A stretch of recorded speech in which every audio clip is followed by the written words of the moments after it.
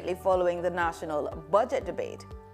According to the standing orders, no member is allowed to address the House or a committee of the whole House for more than 30 minutes on any subject. The House or a committee of the whole House may at any time move a motion to extend the speaker's time sufficient for them to complete the presentation if the individual fails to complete within the slated time. The sectoral debate gives members the opportunity to inform the House about the government's proposed programs and projects within the different sectors. It should be noted that the agenda can be adjusted with items being added, removed, or replaced. If you are planning to attend a parliamentary session, here are some rules to keep in mind. No visitor shall create any act of disorder within the precincts of the House. No visitor shall be admitted to the House without first obtaining an admission card from the office of the clerk. Visitors who remain within the precincts of the House during a suspension of the session are asked to keep silent. It's almost time to go to the main event, but before that, let's get the answer to the trivia question. We asked, true or false? The Jamaican Parliament first met on January 20, 1664 at George William Gordon House. It's false. The truth is, the Jamaican Parliament has its history in the House of Assembly that first met on January 20, 1664 in Spanish Town, then called St. Diego de la Vega. At that time, Spanish Town was the capital of Jamaica and the seat of the government. However, since 1960, the official meeting place of the government has been George William Gordon House, more popularly called Gordon House, located on Duke Street in downtown Kingston. Gordon House is named in honor of one of Jamaica's national heroes. Now over to the proceedings.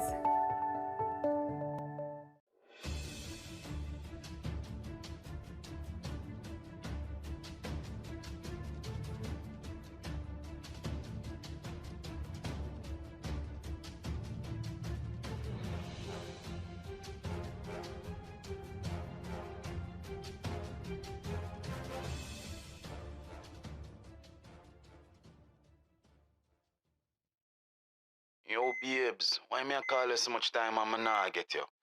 Sorry me lick you again yesterday. Yo, me know me mess up, but I can't wear them something there road and I expect me to react. I know me jealous and fool and easy to lose my temper, but call me back here. Still not get tired. Hey, girl, think me have to call your phone? You know who you are deal with? You think I want to lick me again next time? Eh? It doesn't have to be this way. You can leave an abusive relationship. Just call 876-553-0372. We will help you.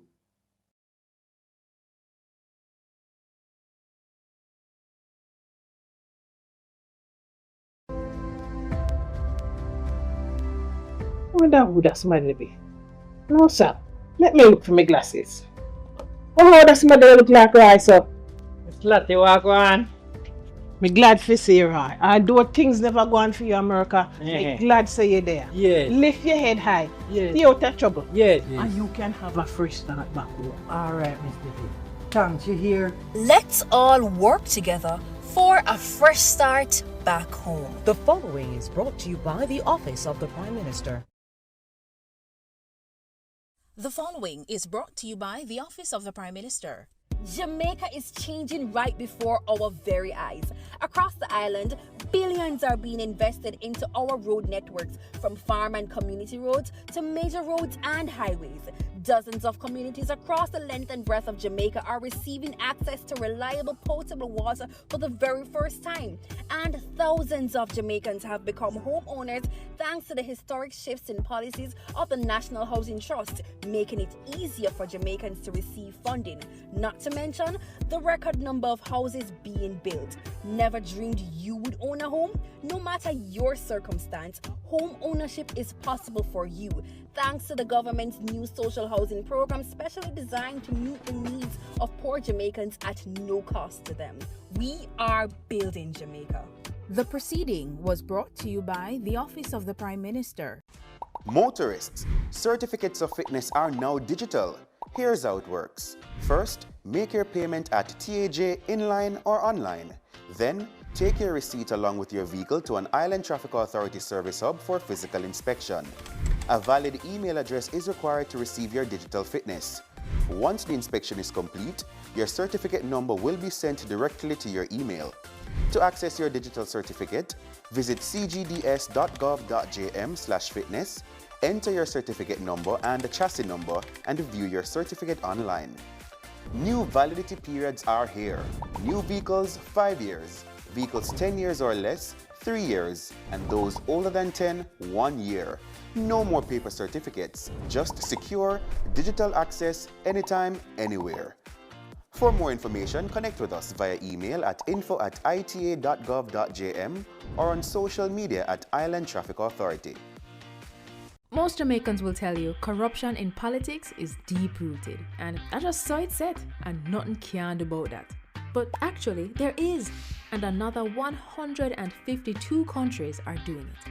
It's called asset declaration, and it works best where citizens themselves understand it and help to ensure the law is enforced. Corruption happens when public officials abuse their power to benefit themselves, family, or associates. Jamaica's Integrity Commission Act was designed to prevent corruption, and here are 5 things you should know. 1. Under this law, every year MPs and senators must report what they earn, own, and owe, and if they don't, they'll be sanctioned. 2. Their report must include the same kind of information for their wife or husband and children. 3.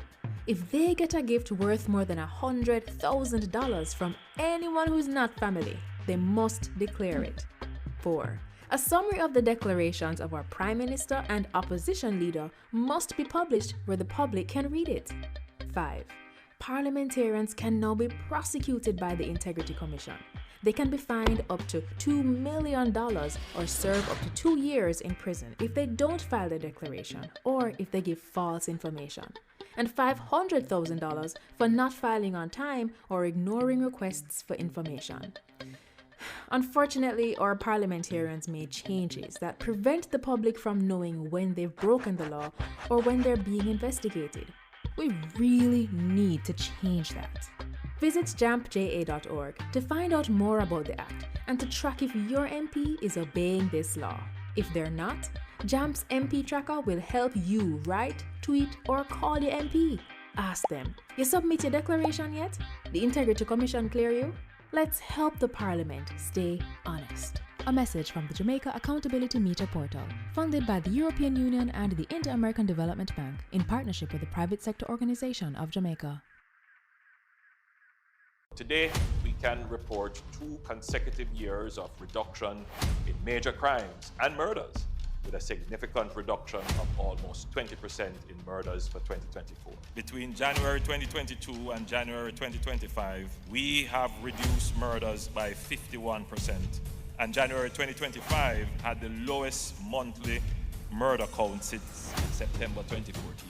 Our efforts have also resulted in the reduction of active gangs by 50%. We continue to increase firearm seizures, and in more communities, we are experiencing less violence. We will realize our vision of Jamaica as the place of choice to live, work, do business, raise families, and retire in peace and prosperity. The proceeding was brought to you by the Office of the Prime Minister. Peace begins with us. Every act of kindness, every step towards understanding brings us closer to a brighter tomorrow. Let's choose unity, compassion, and hope.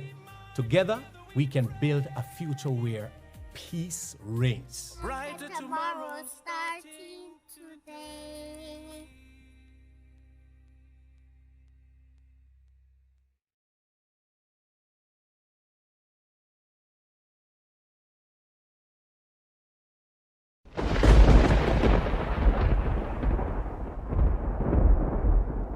When the storm rages and the world feels shaken, remember our strength lies in unity. It's in coming together, sharing hope, and standing shoulder to shoulder that we find resilience. Every act of kindness, every word of encouragement builds a brighter tomorrow. We are stronger as one. Our courage, compassion, and hope will light the way forward. Together we rise. Together we rebuild, because hope is never lost when we stand united, because we are stronger together.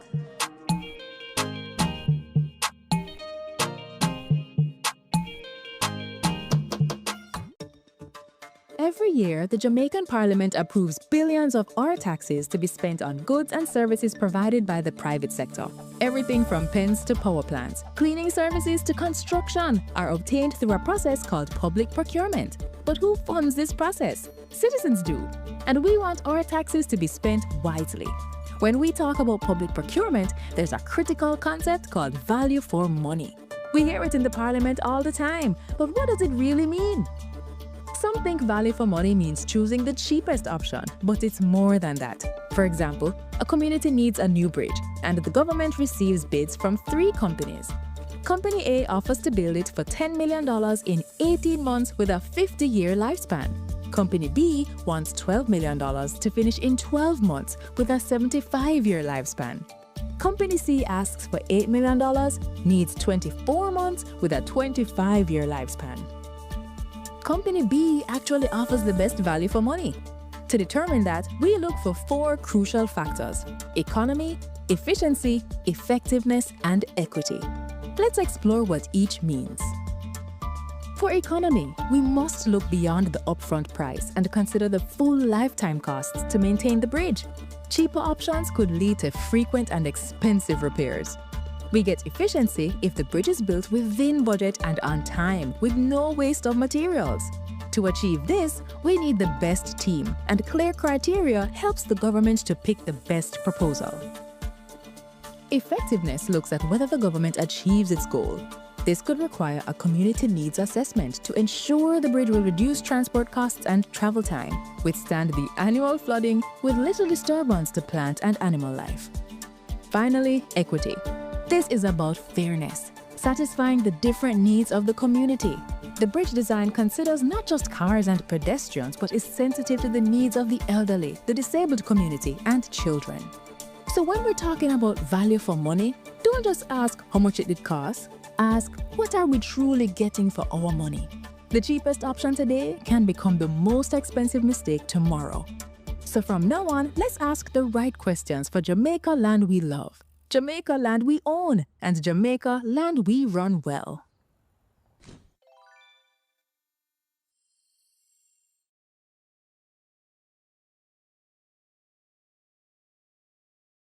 Hi everyone, here are 5 benefits of being a beneficiary of the Students' Loan Bureau.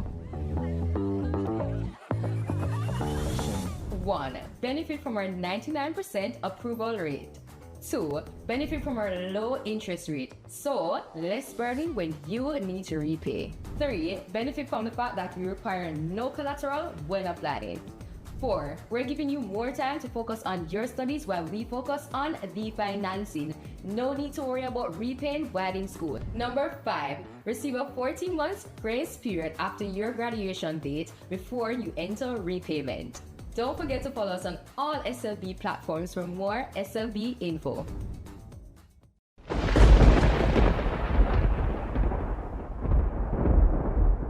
When the storm rages and the world feels shaken, remember our strength lies in unity. It's in coming together, sharing hope, and standing shoulder to shoulder that we find resilience. Every act of kindness, every word of encouragement builds a brighter tomorrow. We are stronger as one.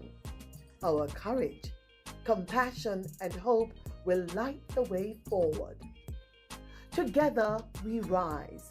Together we rebuild, because hope is never lost when we stand united, because we are stronger together.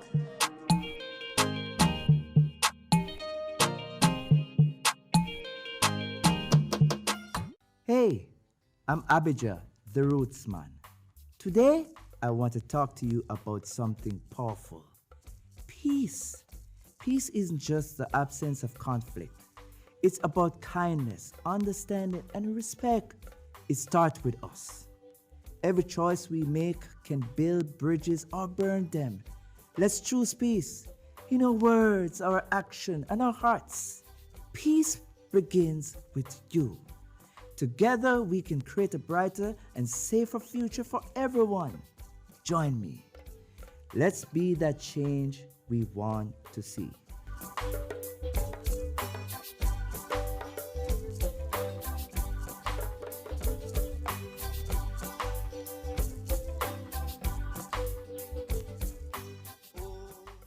Peace is a choice we make every day.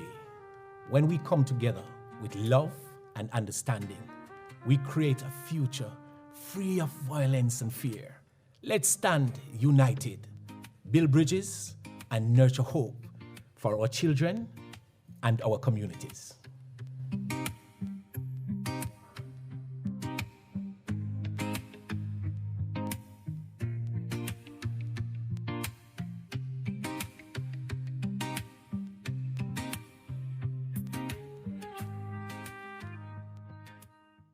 Remember that big project the government announced them was going to from when? You ever catch yourself a wonder what happened to it? Stop wonder like an outsider and start move like the country belong to you. You have a right to publicly owned information, and the Access to Information Act gives you that power. I know you have enough questions about how government are run or not run, so let me show you how it works. Say mosquito spraying going on in your community, your children asthmatic and you want to know what chemicals are in it. Or what about that Auditor General report on a public official getting twice his salary with no proper approval? Is your taxes and you want to know if they paid it back? First, do some basic searching to see what is already on government websites. If you don't see what you're looking for, make a formal ATI request by completing the application form on the ATI site or sending a letter or email. And remember, you don't have to say why you need it. It is your right to know.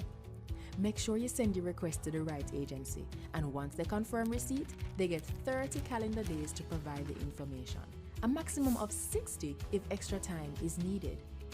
Yes, I know you want access to everything, but sensitive documents are protected from the public for up to 20 years. For example, documents that would expose a citizen's personal privacy, or those dealing with cabinet discussions, the Governor General's office, or information on the investigative activities of the security forces. Any public officer who tries to destroy or hide any official document can be sanctioned. And if you're having difficulties, the ATI unit will help. So, what if the chemicals in the mosquito spray are toxic? What if the agency did not even try to get back the money they paid out? Call or email your MP. Share the concern, because as your elected representative, they can represent your questions to the government ministers in the House. Remember, it is the job of parliamentarians to monitor and hold the government to account on your behalf. Is not every country gives citizens this kind of power, you know? And at 20 years we have this law, and we barely use it. So access information and mind your business, Jamaica. Visit jampja.org today to see what information we access to make it easier for you to hold the government to account. Let's do our job to make Jamaica land we love, Jamaica land we own, and Jamaica land we run well. A message from the Jamaica Accountability Meter Portal, funded by the European Union in partnership with the Private Sector Organization of Jamaica. Na, na, na, na, na. We want a peace for Jamaica. Yeah, yeah. We have to be our brother's keeper. Yeah, yeah. Jamaica live good, yeah. I make we enjoy life. What we feel safe at night. Jamaica live good. I better you and I. No say we future bright. Jamaica live good. Come together as one. I make the violence the world. Today, we can report 2 consecutive years of reduction in major crimes and murders. with a significant reduction of almost 20% in murders for 2024. Between January 2022 and January 2025, we have reduced murders by 51%, and January 2025 had the lowest monthly murder count since September 2014. Our efforts have also resulted in the reduction of active gangs by 50%. We continue to increase firearm seizures, and in more communities, we are experiencing less violence. We will realize our vision of Jamaica as the place of choice to live, work, do business, raise families, and retire in peace and prosperity. The proceeding was brought to you by the Office of the Prime Minister. Motorists, certificates of fitness are now digital. Here's how it works. First, make your payment at TAJ inline or online. Then, take your receipt along with your vehicle to an Island Traffic Authority service hub for physical inspection. A valid email address is required to receive your digital fitness. Once the inspection is complete, your certificate number will be sent directly to your email. To access your digital certificate, visit cgds.gov.jm/fitness, enter your certificate number and the chassis number, and view your certificate online. New validity periods are here. New vehicles, 5 years. Vehicles 10 years or less, 3 years. And those older than 10, 1 year. No more paper certificates. Just secure, digital access, anytime, anywhere. For more information, connect with us via email at info@ita.gov.jm or on social media at Island Traffic Authority. Me, I go show them my way of justice. I'm abused. I need legal advice. I don't deserve this. The truth of the matter is, justice there for all of we. The Ministry of Justice has trained more than 5,600 persons in restorative justice practices. More than 200,000 victims have been supported by the victim services. Legal aid has reached thousands island-wide. Make we talk it out, not fight it out. Call 888 Justice today. People always say government must be held accountable. But is whose job to keep government accountable? And what that really mean? Well, you see, when ministers and public officials have to provide answers for decisions made and can face consequences for those actions and decisions, that means they're being held accountable. Keeping government accountable is a key responsibility of our elected representatives, and the Parliament provides special tools or mechanisms just for this. As citizens, we need to understand how they work so we can play our part to ensure that the members of Parliament we elect are using the tools and doing their job well. Here are 4 of the primary tools you should understand and talk to your MP about. Tool number 1, Minister Statements. To effectively monitor the government, MPs need to stay informed. Every Tuesday when Parliament sits, different cabinet ministers are scheduled to give an update on decisions they're making on our behalf. These updates are called Statements by Ministers. They cover a wide range of national issues that other MPs, media, and citizens may have questions about and wish to examine further. That brings us to tool number 2. What you do when you want information? You ask questions, and that's why we have question time. Both opposition and government MPs can submit questions to the Prime Minister or Cabinet Ministers for details on, for example, how a contract was awarded or expenditure to purchase tablets for schools. So if you ever have a question for a government minister, try asking through your MP. After all, that's why they're your political representatives. They should represent your questions and concerns to the government. Tool number 3, Parliamentary Debates. When cabinet ministers present the government's proposals for new policies, laws, and programs, parliamentary debates allow both opposition and government MPs to air concerns, make suggestions, and endorse proposals. If you ever watch those debates, you know they can get a little fiery. But the debate is important, as it informs decisions and continues until a vote is taken on the way forward. Then we have tool number 4, Parliamentary Committees. The general sittings of Parliament are not always sufficient for detailed examination of government's work, so oversight committees are formed using government and opposition members to do just that. Some committees like the PAC and the PAAC are in place for an entire parliamentary term. Their job is to monitor the use of public funds to find ways to increase value and efficiency while reducing waste and corruption. Cabinet and state ministers are not appointed to oversight committees since they are a part of the government. Some committees are formed when a need arises. For example, joint select committees are formed to review draft policies or legislation or to probe other matters of serious national importance. Members of these committees are both opposition and government MPs and senators, and these committees will usually invite citizens to share their opinions, concerns, and recommendations. So there you have it, 4 accountability tools of Parliament that are used to make sure government run right. Visit jampja.org to find contact information for your MP. Invite them to meet with the community so they can better represent your issues and concerns in Parliament and keep government accountable. Get involved and let's make Jamaica land we love, Jamaica land we own, and Jamaica land we run well. A message from the Jamaica Accountability Meter Portal, funded by the European Union and the Inter-American Development Bank in partnership with the Private Sector Organization of Jamaica.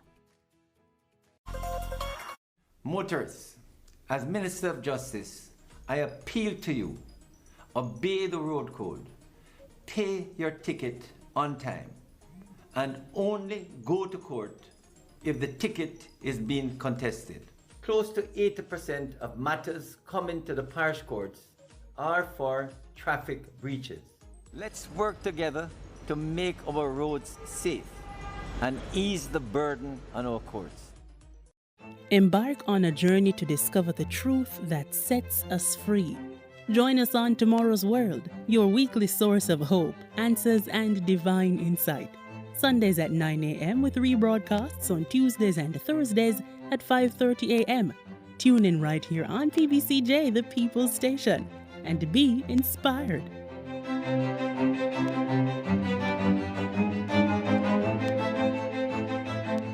Overtake and bring back everything. Bask in the awesome Word of God and the life-changing experience of fellowship. Bask in the revival time, 8 a.m. on Sundays, right here on the People's Station.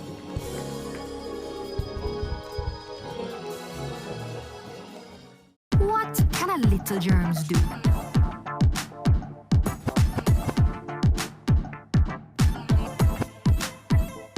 Pink eye running belly, even flu. Germs can make them happen to you. Put germs on our manners with these. Cover your mouth when you cough and sneeze. Always wash your hand with water and soap. Keep dirty hands from your eyes and your nose and your mouth. You don't want to be sick, take care. Practice every day, no germs round here. A message from the Ministry of Health. What is the role of a backbencher in government? I'm glad you asked. They're members of Parliament who are not appointed to cabinet. So they sit in the back of the legislature and they apply pressure. They examine what government legislates, participate in Parliament debates, raise issues and advocate and question chamber when things don't look straight. Backbenchers represent the constituents in Parliament. Backbenchers oversee the interests of citizens, you and me. But how can they be agents of government accountability after them no hold a portfolio?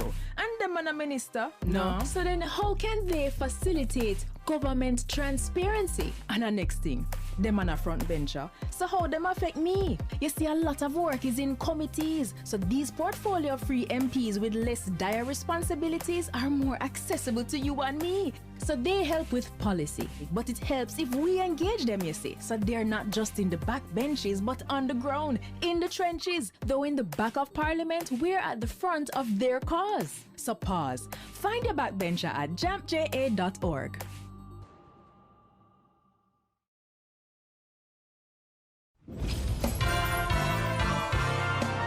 Breathe in the breath of life. Saturdays and Sundays at 7:30 a.m., Mondays, Wednesdays, and Fridays at 5:30 a.m. on PBCJ, the People's Station. Hey, I'm Abijah, the Rootsman. Today, I want to talk to you about something powerful. Peace. Peace isn't just the absence of conflict. It's about kindness, understanding, and respect. It starts with us. Every choice we make can build bridges or burn them. Let's choose peace in our words, our action, and our hearts. Peace begins with you. Together, we can create a brighter and safer future for everyone. Join me. Let's be that change we want to see.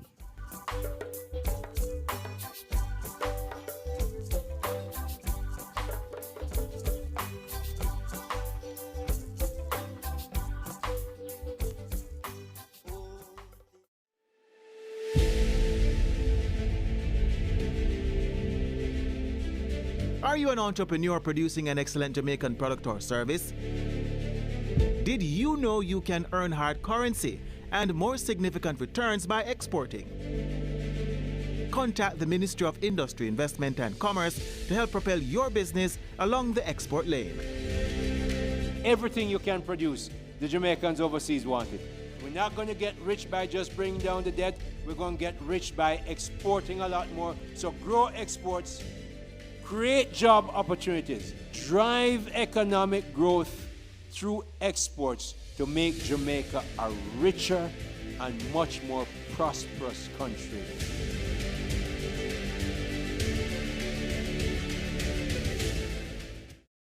The following is brought to you by the Office of the Prime Minister. Jamaica is changing right before our very eyes.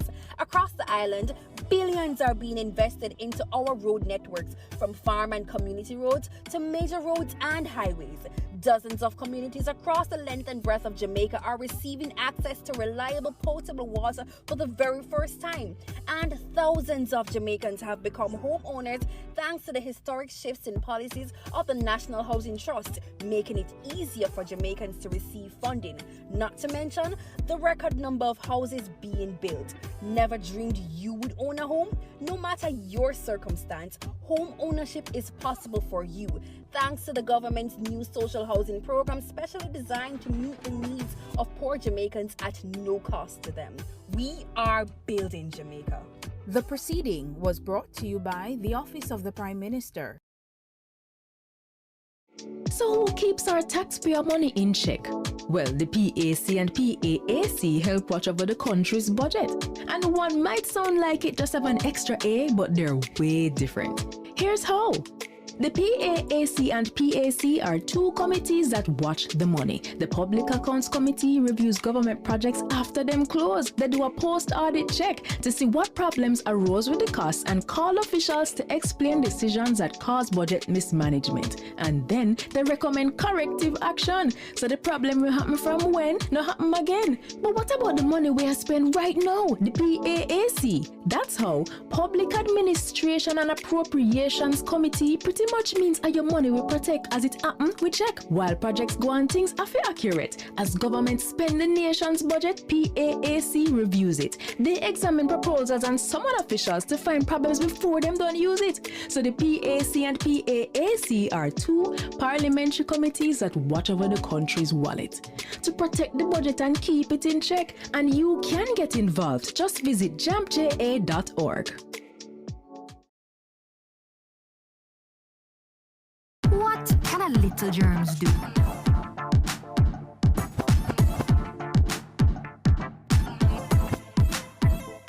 Pink eye running belly even flu. Germs can make them happen to you. Put germs and manners with these. Cover your mouth when you cough and sneeze. Always wash your hand with water and soap. Keep dirty hands from your eyes and your nose and your mouth. You don't want to be sick, take care. Practice every day, no germs round here. A message from the Ministry of Health. Overtake and bring back everything. Bask in the awesome Word of God and the life-changing experience of fellowship. Bask in the revival time, 8 a.m. on Sundays, right here on the People's Station.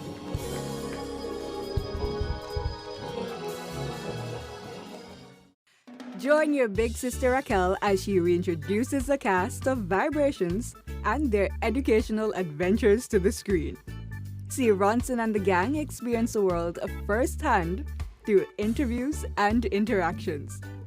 Vibrations, where kids are taught about the world from someone they can relate to. Join us every Friday at 3:30 p.m. to hang out with your big sister Raquel and the kids of Vibrations. Right here on PBCJ, the People's Station.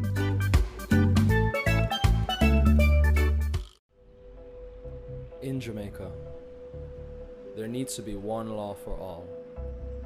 Every member of this society, regardless of profession, finances, or the area you live in. I have some bad news. The company didn't get the contract? The money they paid us for it has gotten out. Are you serious? I'm afraid so, and I understand that there are going to be corruption charges. Minister, please come with us, sir. Breaking news. A senior politician and senior civil servant have been charged for corruption. Thank God not all of them stay, sir. Build integrity. One law for all. A message from NIA. Zoom in on the nutrition facts. It there in the table on the side or the back. If you check out the servings, just do the maths. Not taking too much, finger below the facts. Zoom in on the nutrition facts. It there in the table on the side or the back. Take note of the sodium, the sugars and the fats by percent and less in on the right track. You for zoom in on the nutrition facts. It there in the table on the side or the back. Vitamins, minerals and vitamin 2, 20% and more that good for you. You for zoom in, check the nutrition facts. You for zoom in, check the nutrition facts. You for zoom in, check the nutrition facts. Less sugar, less salt intake and less fat. You for zoom in. A message from the Ministry of Health and Wellness, Jamaica Moves, the Heart Foundation of Jamaica, the National Health Fund, and Japan.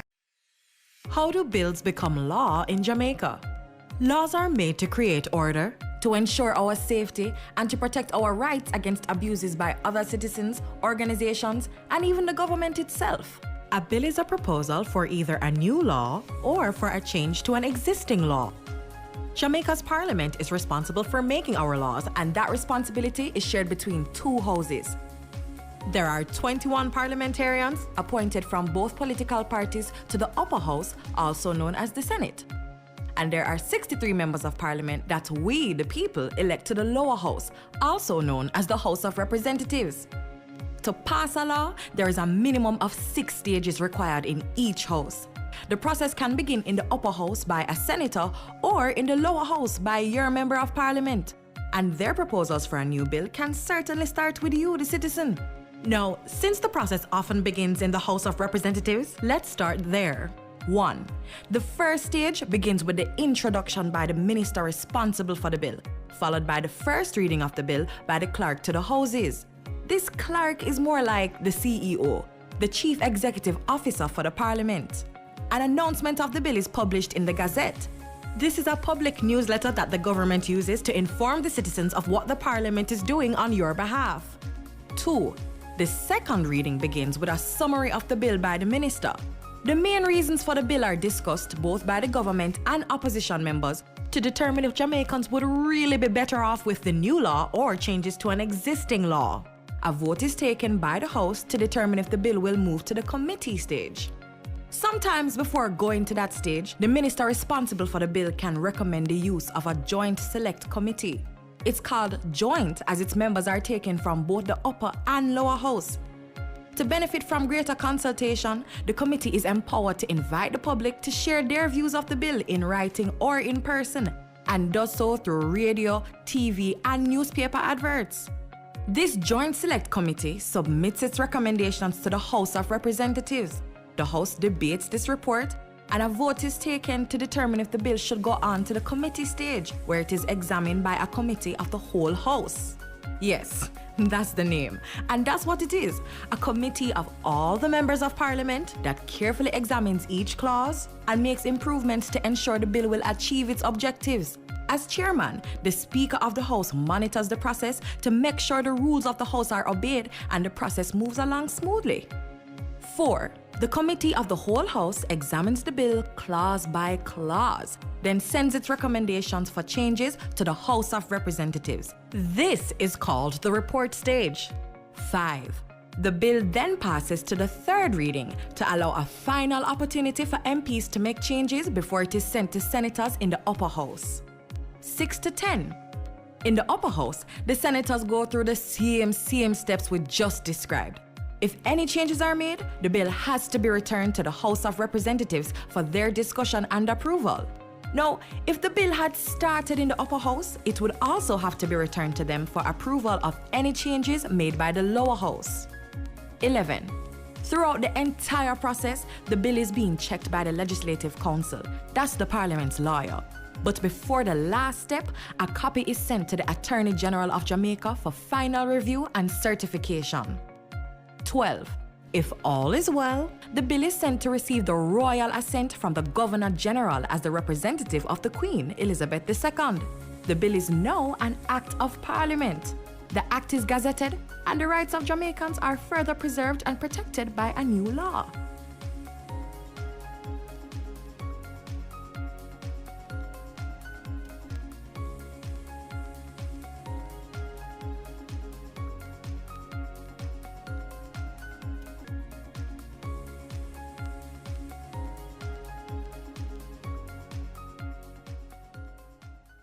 Peace begins with us. Every act of kindness, every step towards understanding brings us closer to a brighter tomorrow. Let's choose unity, compassion, and hope. Together, we can build a future where peace reigns. Brighter tomorrow starting today.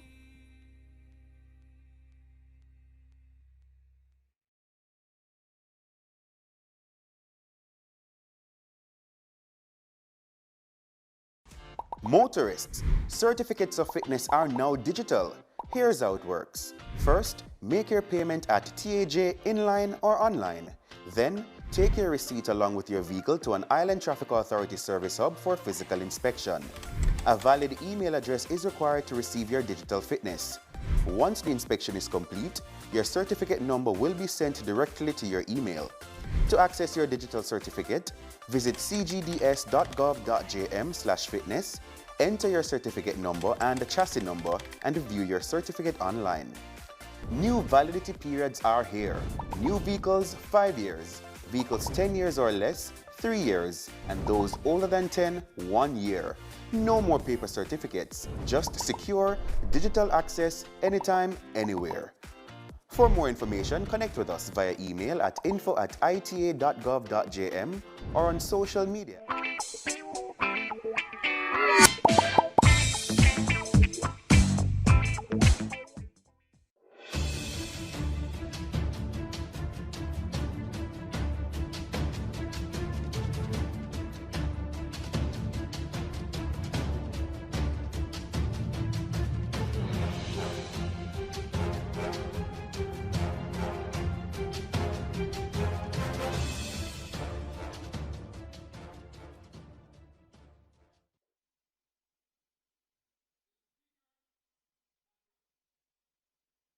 Almighty God, by whom alone kings reign and princes decree justice, and from whom alone cometh all counsel, wisdom, and understanding, we, thine unworthy servants, here gathered today in thy name, do most humbly beseech thee to send down thy heavenly wisdom from above, to direct and guide us in all our consultations, and grant that, we having thy fear always before our eyes, and laying aside all private interests, prejudices, and partial affections, the result of all our counsels may be to the glory of thy blessed name, the maintenance of true religion and justice, the safety, honor, and happiness of the king, the public weal, peace, and tranquility of the island, and the uniting and knitting together of the hearts of all persons and estates within the same, in true Christian love and charity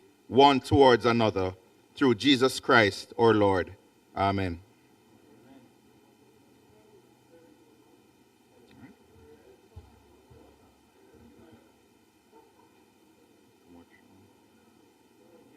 The man them just throw this something, come give me.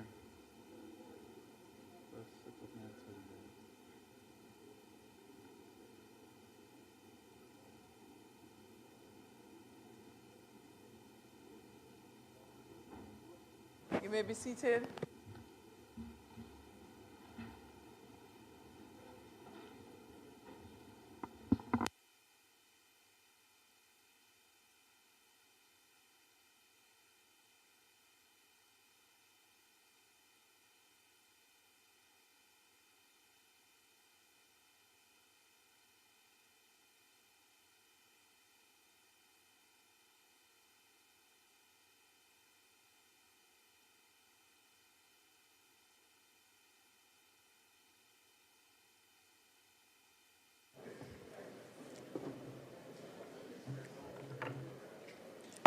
This Honourable House now resume its sitting.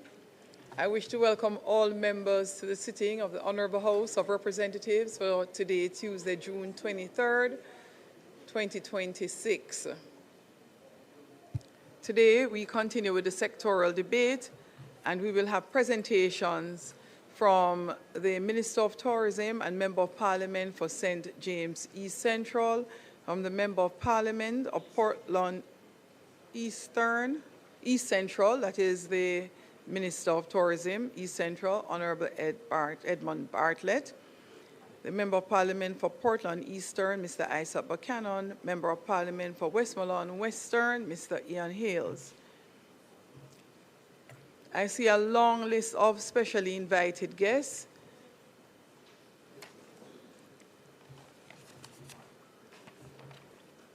That I would like to make welcome. Javier San Roman, Deputy Head of the Mission from the Spanish Embassy. Mr. George Matthews, Counselor for Political and Economic Affairs. And Delaney Story, Political Economic Intern from the U.S. Embassy. Mr. Victor Soto, Head of Economic and Commercial Affairs from the Dominican Republic's Embassy. Councillor Joan John, Jamaican-Canadian member of the Southgate Municipal Council from Ontario, Canada. The Honourable Godfrey Dyer, OJ, CDJP, Chairman of the Tourism Enhancement Fund, long-serving chairman he has been. I wish to also welcome the Permanent Secretary in the Ministry of Tourism, Ms. Jennifer Griffith, who is here with us today, along with the team from the Ministry of Tourism. I wish to also welcome the constituents from the constituencies of St. James East Central, Westmoreland Western, and Portland Eastern, who are in the gallery today in support of their respective members of Parliament. I'm not seeing it on the list, but I can recognize a beautiful star sitting up in the gallery, none other than Carmen Bartlett. Mrs. Carmen Bartlett, it's a pleasure to see you.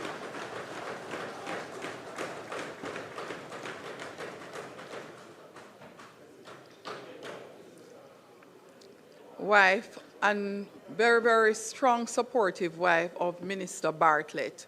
Thanks for making it here.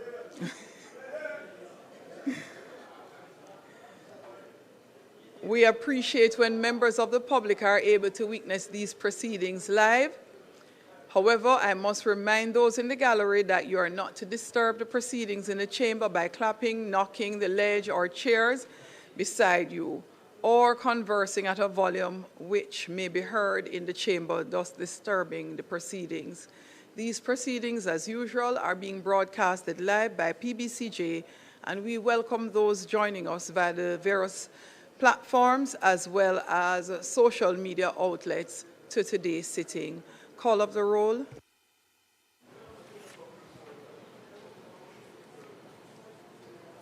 Mr. Clark. Here. Mr. Green. Here.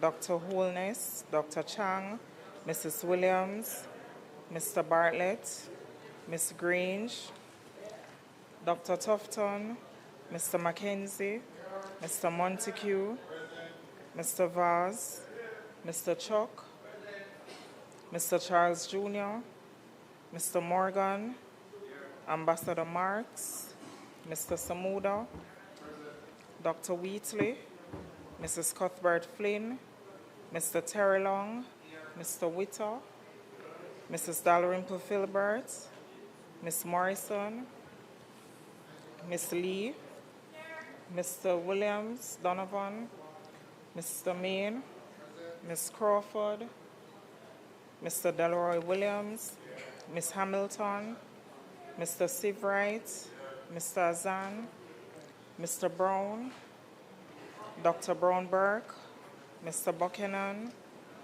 Mr. Bunting, Ms. Burchell, Dr. Campbell, Mr. Cousins, Mr. Crawford, Ms. Daly, Dr. Dawes, Mr. Golding, Mr. Gordon, Mr. Hales, Mr. Hines, Mr. Hilton, Mr. Jackson, Ms. Jess, Mrs. Malahoo Fort, Mrs. Miller Bennett, Mr. Morris, Mrs. Nita Garvey, Mr. Newell, Mr. Paulwell, Mr. Phillips, Ms. Perkis, Mr. Robertson, Mr. Robinson, Dr. Russell,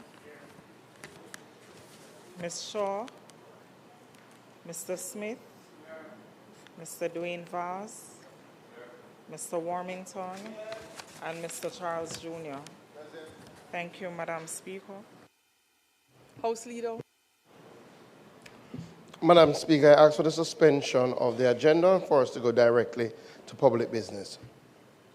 Question is that we suspend the agenda and go to public business. Those in favor? Aye. Those against? The ayes have it. House Leader. Madam Speaker, allow me to firstly join with you in welcoming the members, the various guests that we have here today. A number of them have turned out to hear the Minister of Tourism and Member of Parliament for St. James East Central. And I join in welcoming persons from the Spanish Embassy, those from the U.S. Embassy, the Dominican Republic Embassy, and from Canada. And a special welcome to Mr. Godfrey Dyer, Honorable Godfrey Dyer, who has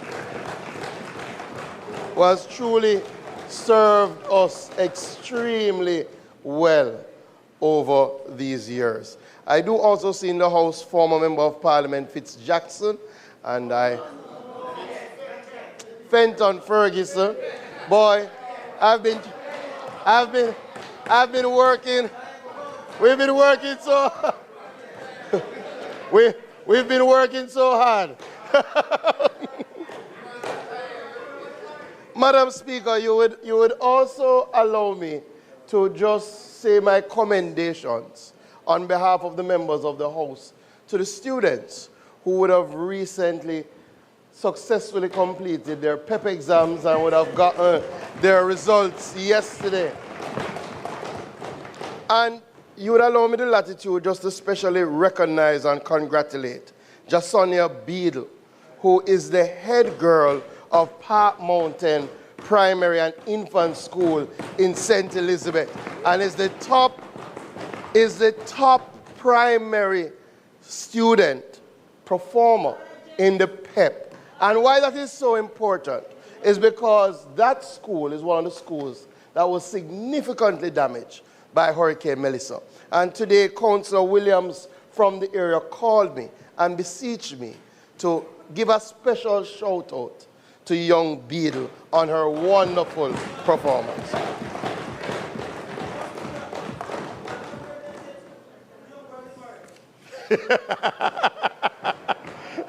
It appears there's a lot of congratulations in order, but I allow the members to do those privately.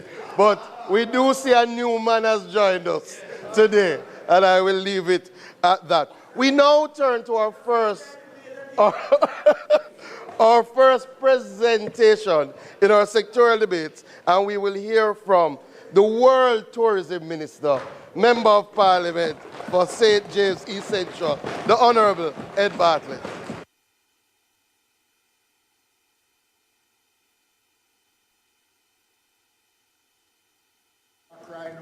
Thank you. Thank you, Madam Speaker. And thank you, House Leader, for your kind indulgences. I can barely hear you. However, your colleague on this side believes that you deserve far more of a rounding applause. So the Minister of Tourism and Member of Parliament for St. James East Central.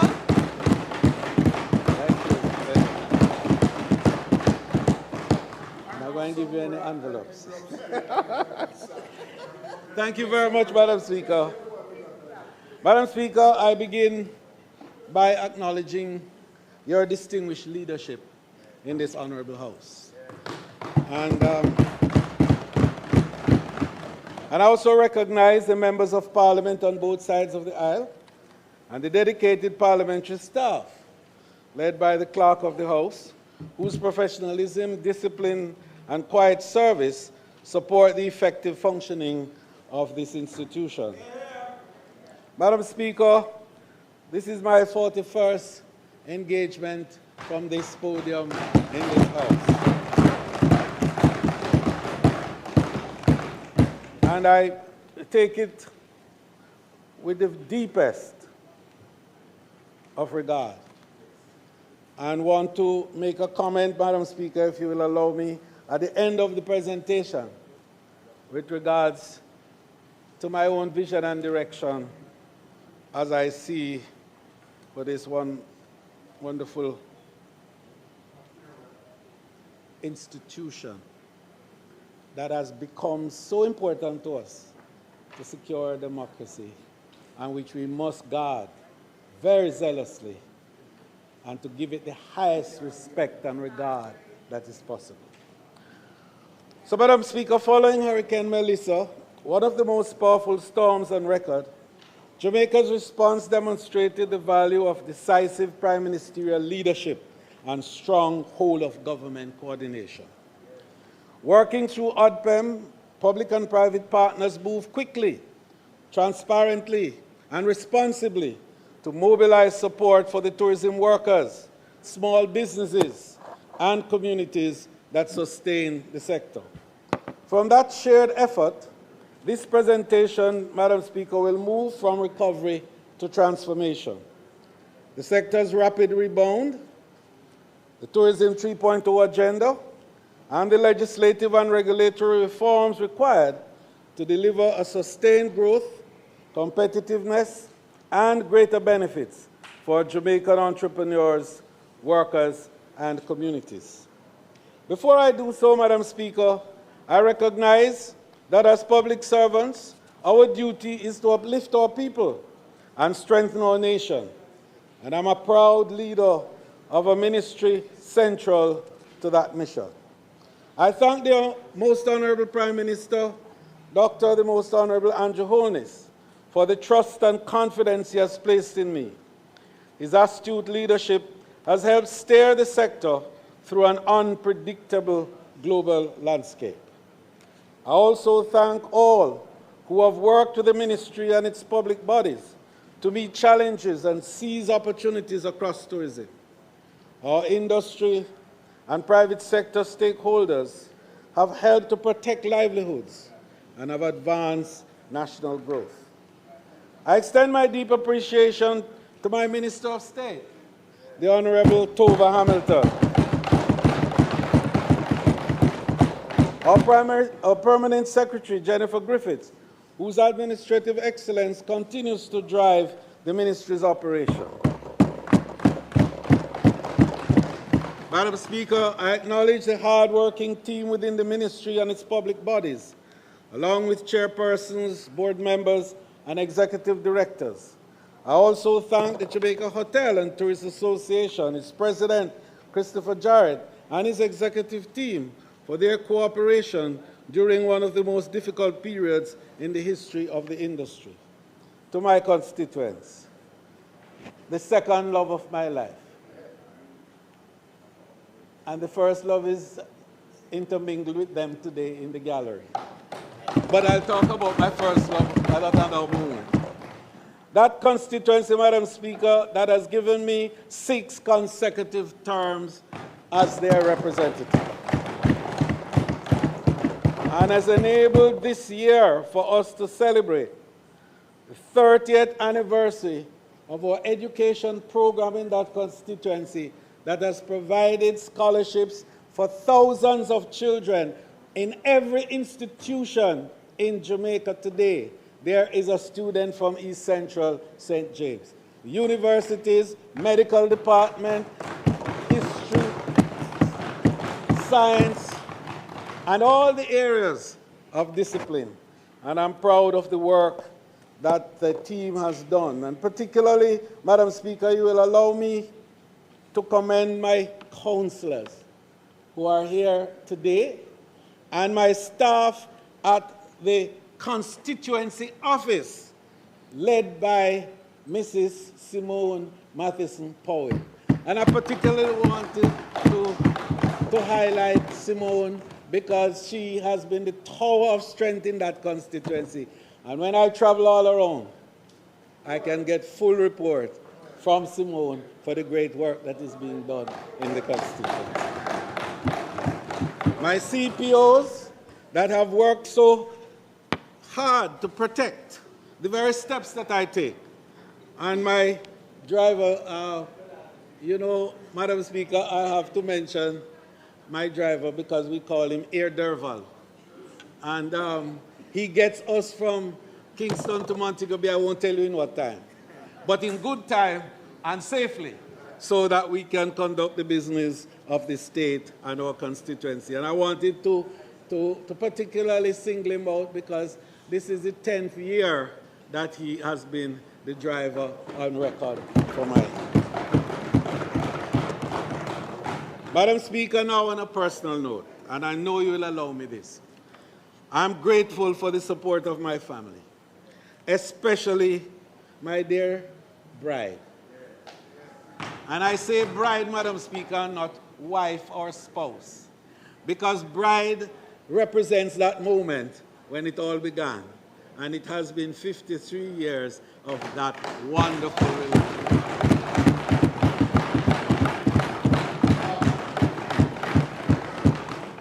Carmen really has been a source of great inspiration and encouragement to me over the years. And I'm thankful for her unwavering support and constant presence. Most importantly, Madam Speaker, I thank God for the health and strength to serve. I remain committed to serving our people, strengthening our tourism offering, and advancing a sector that delivers lasting benefit. Madam Speaker, before I turn to the state and direction of the Jamaica's tourism sector, permit me to pause and honor a man whose life reflects the very theme of today's presentation, trust and confidence. I speak of Dr. the Honorable Godfrey Dyer, OJ, CD, JP, LL. Mr. Dyer's story is not simply a record of titles held. It is a Jamaican story. Humble beginnings, big dreams, hard work, service, risk, recovery, and impact. Mr. Dyer was first made a director of the board of TF on its inauguration, and later served as chairman from 2007 to 2011, and again from 2016 until 2026, when he retired. Under his stewardship, TEF became a vehicle through which tourism gives back through infrastructure, community development, resort enhancement, worker training, cultural assets, innovation, and linkages. So today, Madam Speaker, we thank him for believing, and I'm saying this about Montego Bay, Dr. Chan, believing in Montego Bay, for proving that Jamaicans can own and lead in tourism, for helping build cultural tourism through music and enterprise, for shaping TEF into an instrument of impact, and for reminding us that service above self still matters. Honorable Godfrey Dyer's life teaches us that trust is earned over time, confidence is built through performance, and legacy is secured through service. That, Madam Speaker, is where today's theme begins. Madam Speaker, today I speak to the state and direction of Jamaica's tourism sector under a theme that is both timely and necessary: trust and confidence. It is timely because we are governing in an age of global uncertainty, where economic shocks, climate disruptions, geopolitical instability, technological change, misinformation, fragile supply chain, and rising public expectations are testing every institution and industry. It is necessary because no industry can survive on shifting sand.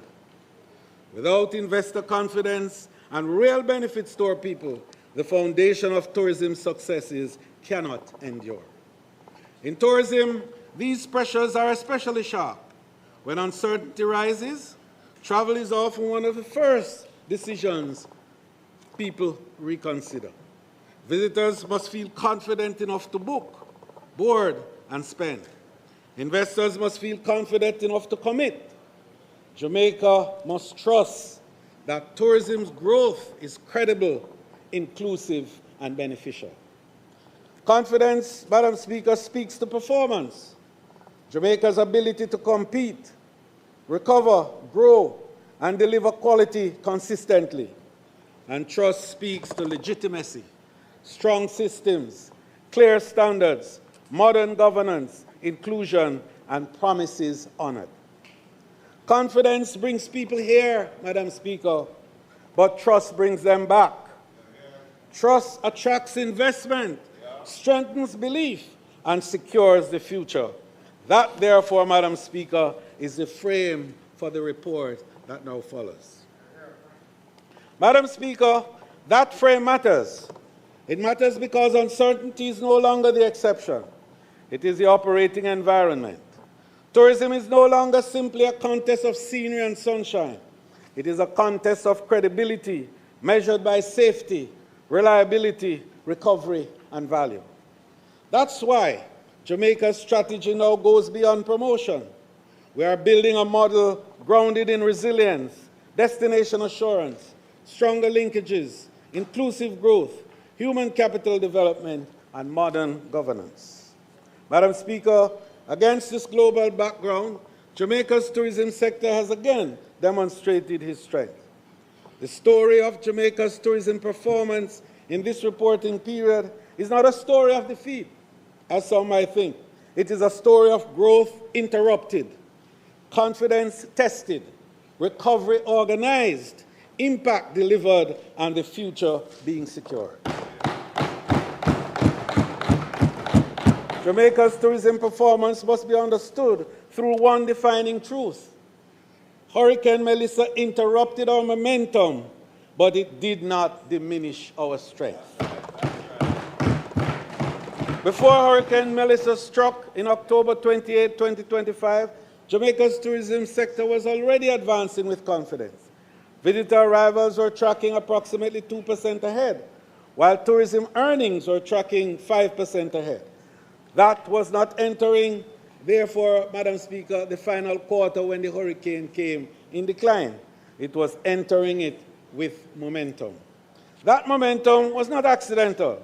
It was a result of deliberate policy, disciplined marketing, stronger airlift partnership, sustained investment in tourism product, and the enduring power of brand Jamaica. Then, of course, came Hurricane Melissa, as we know. However, Melissa did not break the Jamaican industry. It revealed the strength of the system we had been building. Through coordinated action by government, industry partners, workers, and communities, Jamaica's tourism industry officially opened on December 15, 2025. When I said we would open 6 weeks after the hurricane, on December 15th, everybody thought I needed to be checked. But that date, Madam Speaker, was more than a reopening. It was a signal to the world that Jamaica was ready, Jamaica was resilient, and Jamaica was rising again. Madam Speaker, I'm deeply grateful to our tourism partners, workers, and operators whose speed, dedication, and unity made the December 15 launch of the peak season possible, especially those who helped to steer the recovery. I am especially moved by the selflessness of our tourism workers who restored hotels, shops, and attractions even as their own homes suffered damage. Their sacrifice helped to sustain Jamaica's livelihood. Hotels across the sector opened their doors, welcoming displaced workers, media teams, and emergency personnel, and in so doing, Madam Speaker, helped families to begin the process of rebuilding. They provided rooms for staff and their families, accommodation for those supporting the national response, and I can remember Minister Vaz calling me and saying how the JPS people were coming from all over and didn't have anywhere, and the hotels that were half damaged found a way to accommodate these and other personnel who were coming to ensure the recovery took place. So they provided room for staff and their families, accommodation for those supporting the national response, relief supplies, construction material, grants, and interest-free loans. And I want to make that point because there are some who believe that the hotels did nothing for the workers. They provided interest-free loans for a number of workers. I went to some of these facilities, spoke with them, local brands. And I didn't want to call brand names today, and I won't. But when I say local brand, you know what I mean. International brands as well.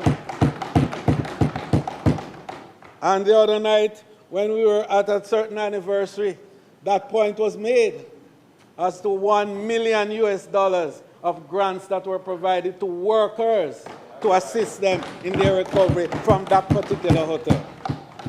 So, Madam Speaker, our visitors too rallied. And I want to just pause to say thanks to some international agents whose names I can't call because there were so many. But there's one particular one, the World Central Kitchen.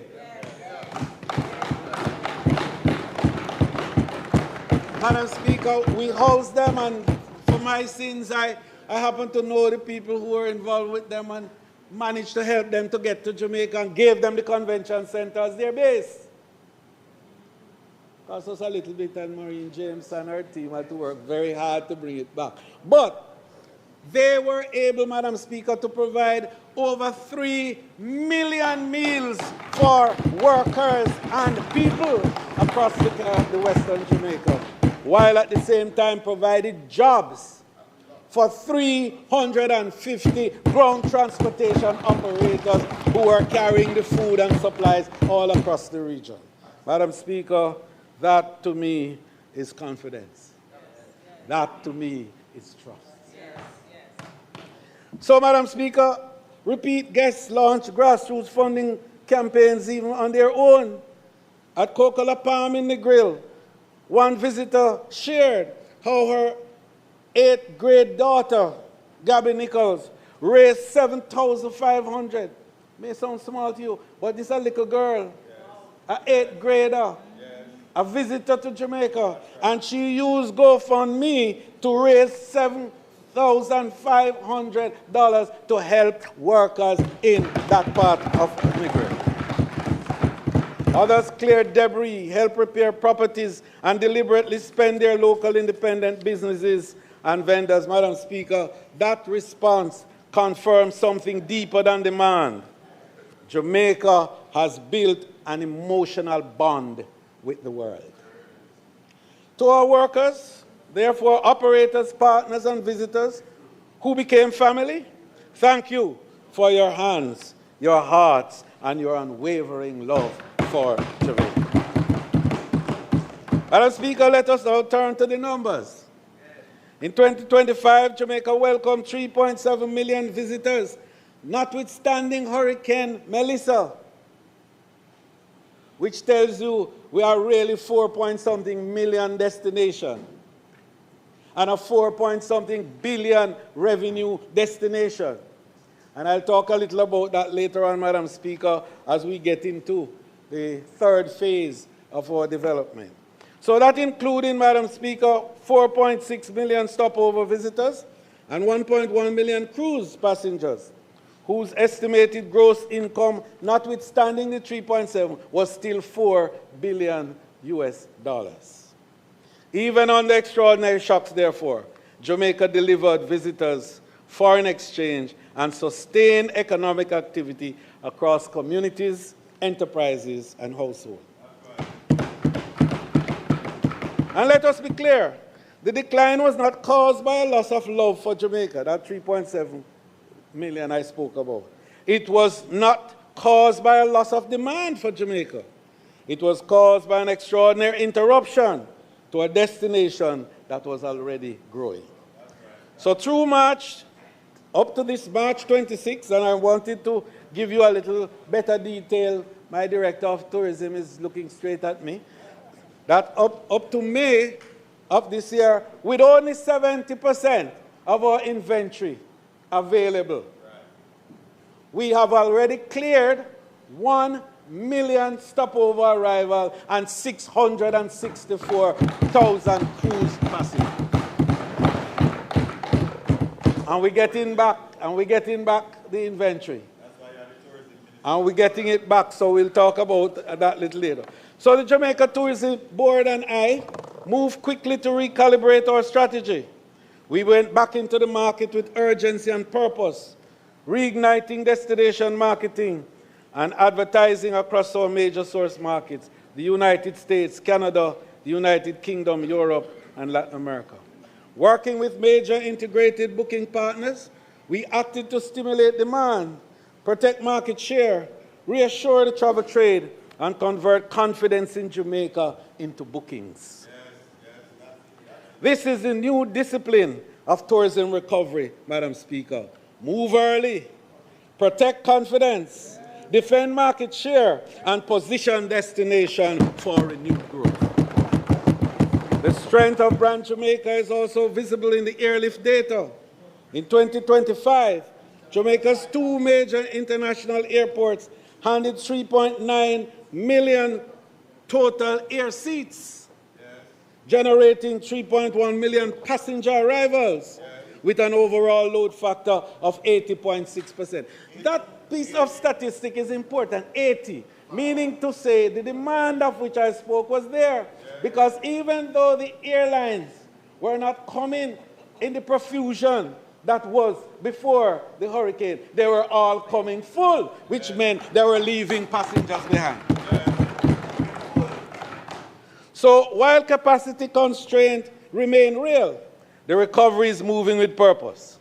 As of mid-April, Jamaica's hotel capacity was projected to recover to be more than 80% by summer, meaning to say more hotels are now going to be open starting in July, in August, September, October, and by December we'll be somewhere about 95%, and the first quarter of 27 we will be 100% restored in terms of our inventory. We saw that clearly, Madam Speaker, as major properties reopened. And I must tell you with pride that today 80,000 hotel workers have returned to work. Rooms came back into inventory, but more important, Madam Speaker, jobs came back onto Jamaica households. The Tourism Recovery Task Force, which I appointed on the heels of the storm, led to the rebuilding process, while the Jamaica Cares Committee mobilized partners, coordinated relief, and supported the people who are the backbone of the tourism industry. And Madam Speaker, I want to just pause to recognize the leaders of those two task forces. They're not in the audience today, John Biles and Jessica Shannon, but they did your person's work to ensure that a level of mobilization from our partners overseas to assist our people in Jamaica was at a level unprecedented. They mobilized over 500 pallets of critical relief supplies, mobilized support approximating $15 million US. Madam Speaker, that's about 2.3 billion Jamaican dollars. And they brought 6,000 care packages, and over 8,000 workers of the industry in those 5 western parishes benefited from this. Madam Speaker, the private sector and the Ministry of Tourism through the government combined to create a program called TARP, which was to assist tourism workers primarily who came through, and I want to make that point, came through the HR department of the hotels and also who were hotel tourism entrepreneurs, like craft entrepreneurs, craft vendors, and like ground transportation people and so on. And that there was a whole system that was set up, properly structured, to enable, Madam Speaker, that the beneficiaries would come primarily from the sector. And I'll say no more about that, but to focus that the beneficiaries were to come from the sector. Anything else you hear from any source is not true. I say no more on that matter, Madam Speaker. So recovery also had to protect the productive links that allow tourism value to reach Jamaican hands. So through Alex, and Alex is our platform that we have established to connect our small players, particularly small farmers, those that have acreage of 2.5 and 3 acres. And we work with RADA in setting up Alex. And I must tell you that that linkage network, Madam Speaker, is the envy of many of our tourism partners internationally, because they want to know how we manage to do it. And for those who are saying tourism not helping the liquor man, and we hear it, you know. But I'll have more to say about that later on. Madam Speaker, that platform connected 2,000 farmers to tourism demand, with 2.57 million kilos of produce sold. The wider linkage network, Madam Speaker, that we established brought 995.1 million in agricultural revenue. More than 1 billion Jamaica through manufacturing. And these manufacturing now is not the big guys. It's not the Grace Kennedys and the Seprads and the West Sincos and all them big guys who supply tourism that people talk about, linkages and retention, which I'll talk about later on. But these were little people who we helped through Exim Bank loan, that we established $1 billion we put in Exim Bank on lend to little people in the industry, small hotel owners. And we put $250 million at Jamaica National Small Business for the ground transportation people so they can help to build back after this.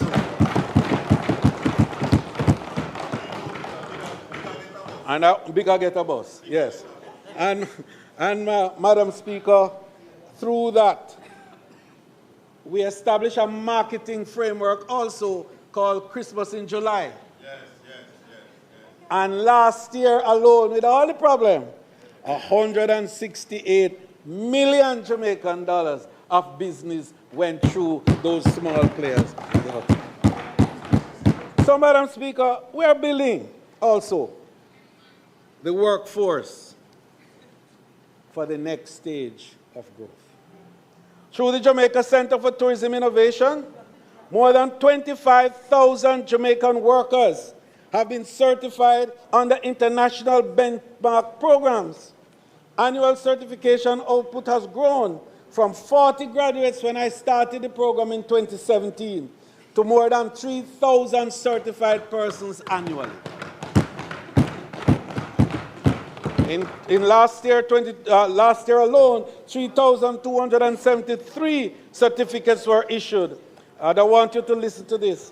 From 3,589 registration, listen, producing an overall pass rate among the workers of the tourism industry of 91%.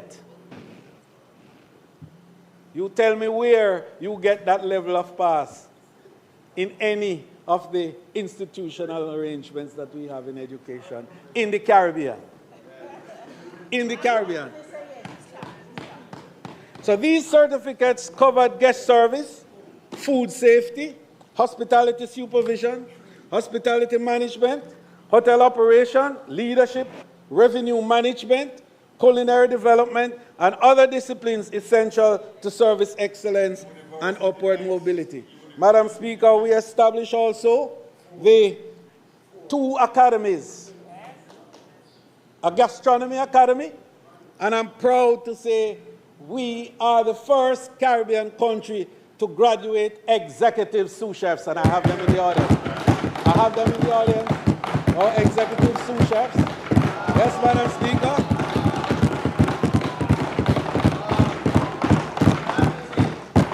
First time in our history. And they are all working, and they are now part of the brigade that is going to replace. Yes. Those who we would have to ask to come in order to occupy those higher positions in tourism. We also established an entertainment academy where we are training our performers, our singers and dancers, so that they can perform at the level that is appropriate. Because we have to understand that tourism brings cultures from all over the world. People with different tastes and different desires for different kind of artistic expressions. And therefore, it is not just to pick up somebody from the street and say, come sing. No, touch up. We are now making sure that we are preparing you, and DJs are graduating from the program, so we can give a fulsome program that will be satisfactory to the visitors of our country. Madam Speaker, this commitment to workers is also reflected in the continued performance of the Tourism Workers Pension Scheme. This scheme now has a fund value of 5.3 billion Jamaican dollars of savings now, savings. Because we put $1 billion there to seed the fund, you remember? Yeah. So that we could have some people called augmented pensioners, meaning to say, if you join at age 59 and you only have 5 years to contribute, you would get a pension the size of which you would have gotten if you had started at the first age 18. Nowhere else in the world that is happening. So far, over 10,000 workers have registered in the program. These numbers represent more than financial growth. They represent greater security, dignity, confidence of the people whose labor sustain Jamaica's tourism industry. What defines this year, Madam Speaker, is that tourism once again proved itself, not merely as an industry, but as a national platform for jobs, enterprise, foreign exchange, community confidence, cultural pride, and shared prosperity. So, let the message be clear.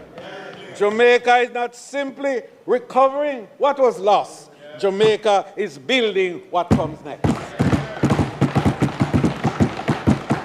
And so we say growth was interrupted, confidence was tested, recovery was organized, impact was delivered, and Jamaica is rising stronger, smarter, more inclusive, and more determined than ever before.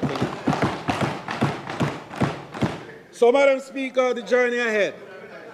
Having reviewed the performance of this 25 to 26 financial year, we must now examine the journey that made our resilience possible. Performance tells us what happened. History tells us what the sector withstood and how it withstood shocks. Strategy tells us what must now change if tourism is to deliver greater value, deeper inclusion, stronger resilience, and broader prosperity for the Jamaican people.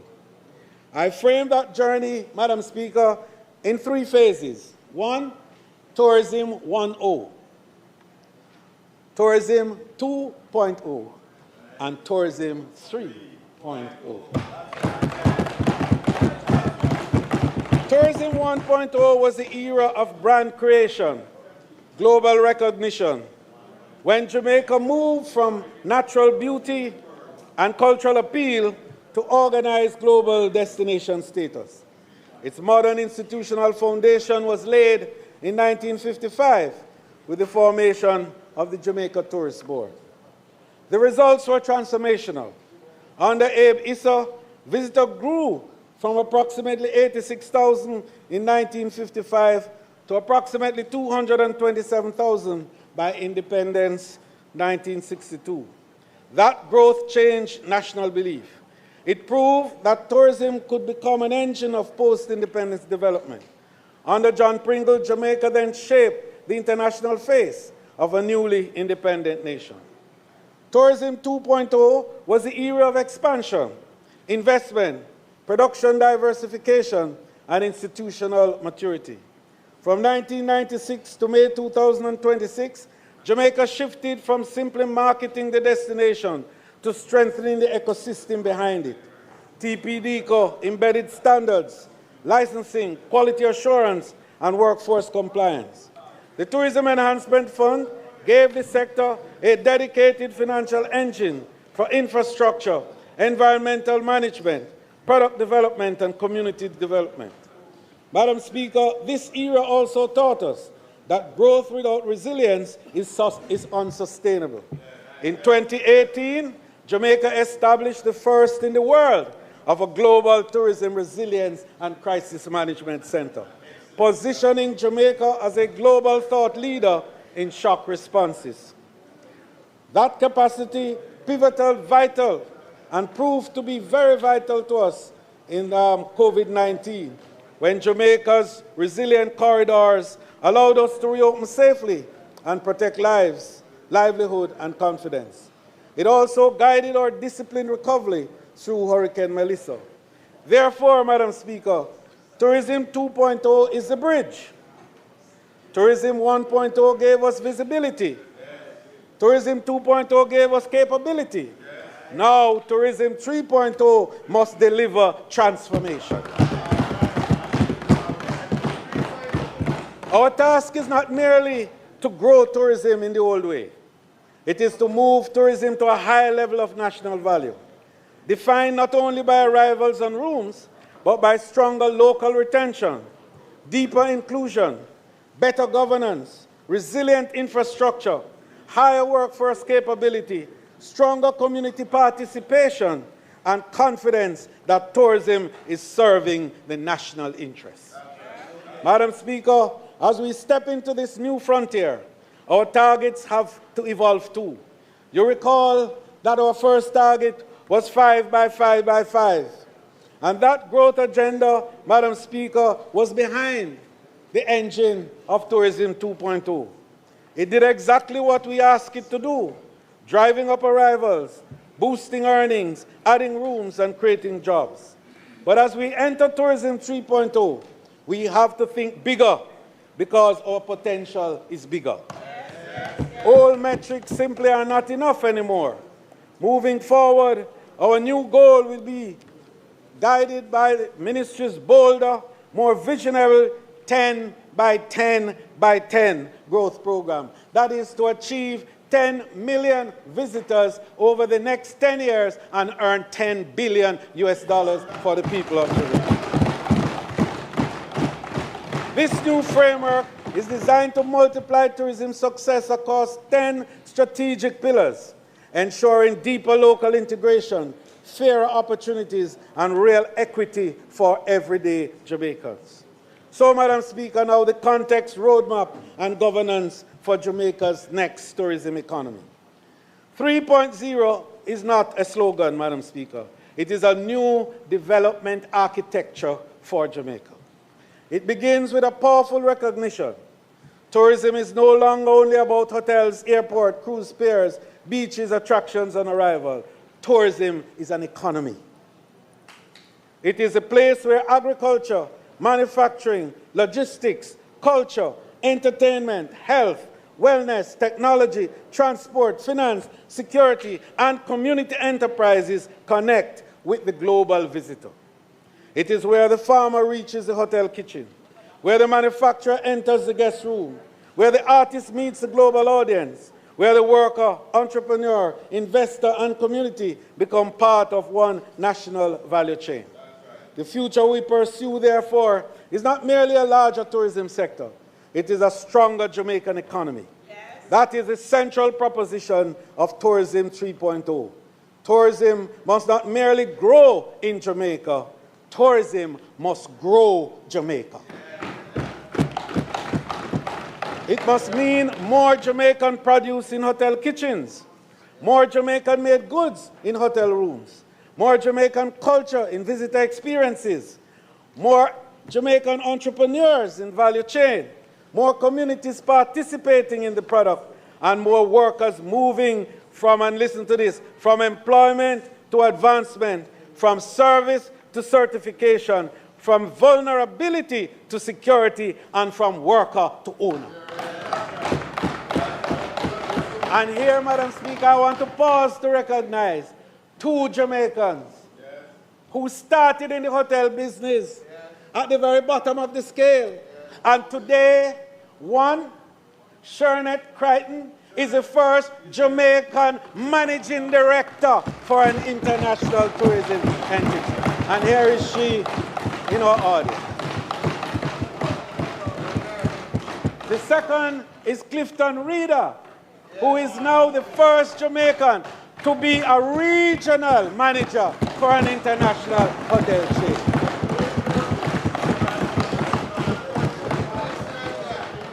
Madam Speaker, I don't complain and quarrel when claims are made. I simply show the facts. So, Madam Speaker, the future will not regard destinations that drift. It will reward destinations that organize.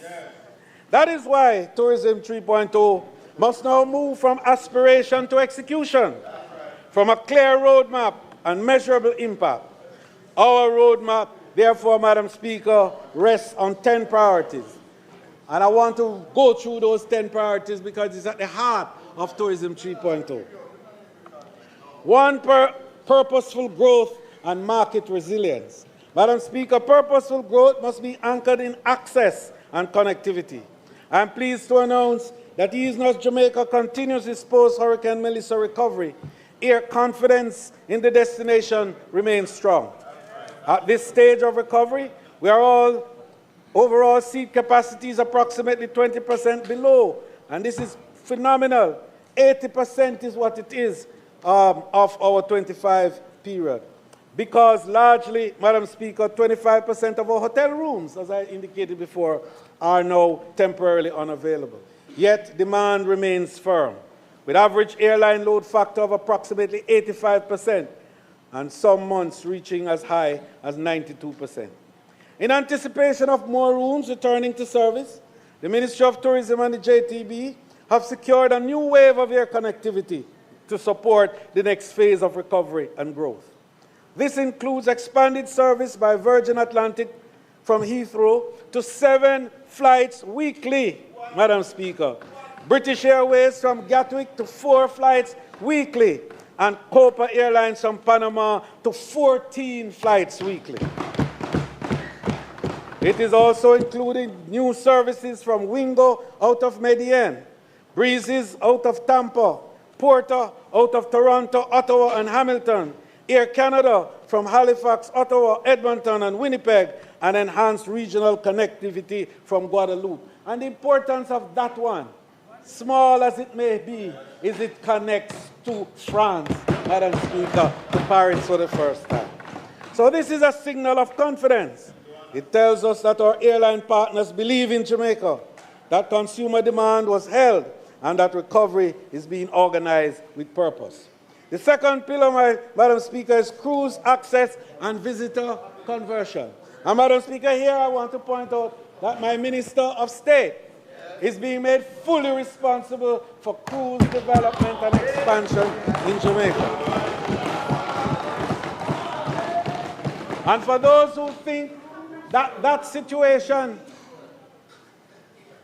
is not on track, because I heard rumblings to that effect when I was trying to get more flights to come to Jamaica out of Spain. You understand me? That approximately 1.5 million cruise passengers are expected to come this year, even with Melissa. And that is a powerful platform for growth. My Minister of State has had several encounters already with the leadership of the cruise lines all over the U.S. And she's come back with reports that cruise expansion and development is secure. And we are currently in some discussions that I'm not ready yet to tell us all about. But when it happens, cruise is going to account for nearly half of that 10 million visitors that I spoke about for the next 10 years. I say no more on that. The third pillar is destination upgrading and climate resilience infrastructure. Madam Speaker, Tourism 3.0 requires destinations that are visibly better, safer, cleaner, safer, and more resilient. NARA gives Jamaica the national mechanism to coordinate that work. Reduce fragmentation, accelerate delivery, and ensure that reconstruction begins and upgrading is happening. Madam Speaker, we saw the Prime Minister put a map which shows the type of development that is likely across Jamaica. All of those developments will inure to tourism product development in Jamaica. And at another time, we will enumerate them because I have a program to work with the investment side of it. And in September and December, I'll be going off to meet with some of those people and to establish the bridge, the investment bridge for the tourism development that NARA will drive. So, Madam Speaker, this is not recovery, Madam Speaker, only. It is product development. Every resilient road, upgraded beach facility, well-lit town center, stronger drainage system, and digitally connected space improves the tourism experience. It gives visitors confidence, workers reliability, investors assurance, and community visible benefits. Under Tourism 3.0, NARA must help convert reconstruction in a stronger tourism product that is more competitive, more inclusive, and better prepared for climate shocks. It is a practical bridge, Madam Speaker, between national rebuilding and destination transformation for Jamaica, our people, and visitors alike. The fourth pillar, Madam Speaker, is local first and economic retention. And here I want again to tell you that my Minister of State has already started the work in preparing local first. She has been meeting with stakeholders, having consultation, and she has written a voluminous piece already for me on the principles of local first. For too long, Madam Speaker, for too long, much tourism value.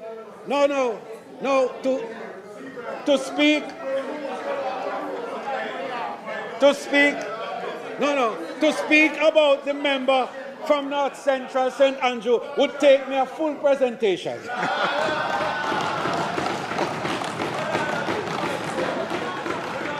For too long, too much tourism values have leaked out of small island economies. I want us to pause and listen to this one.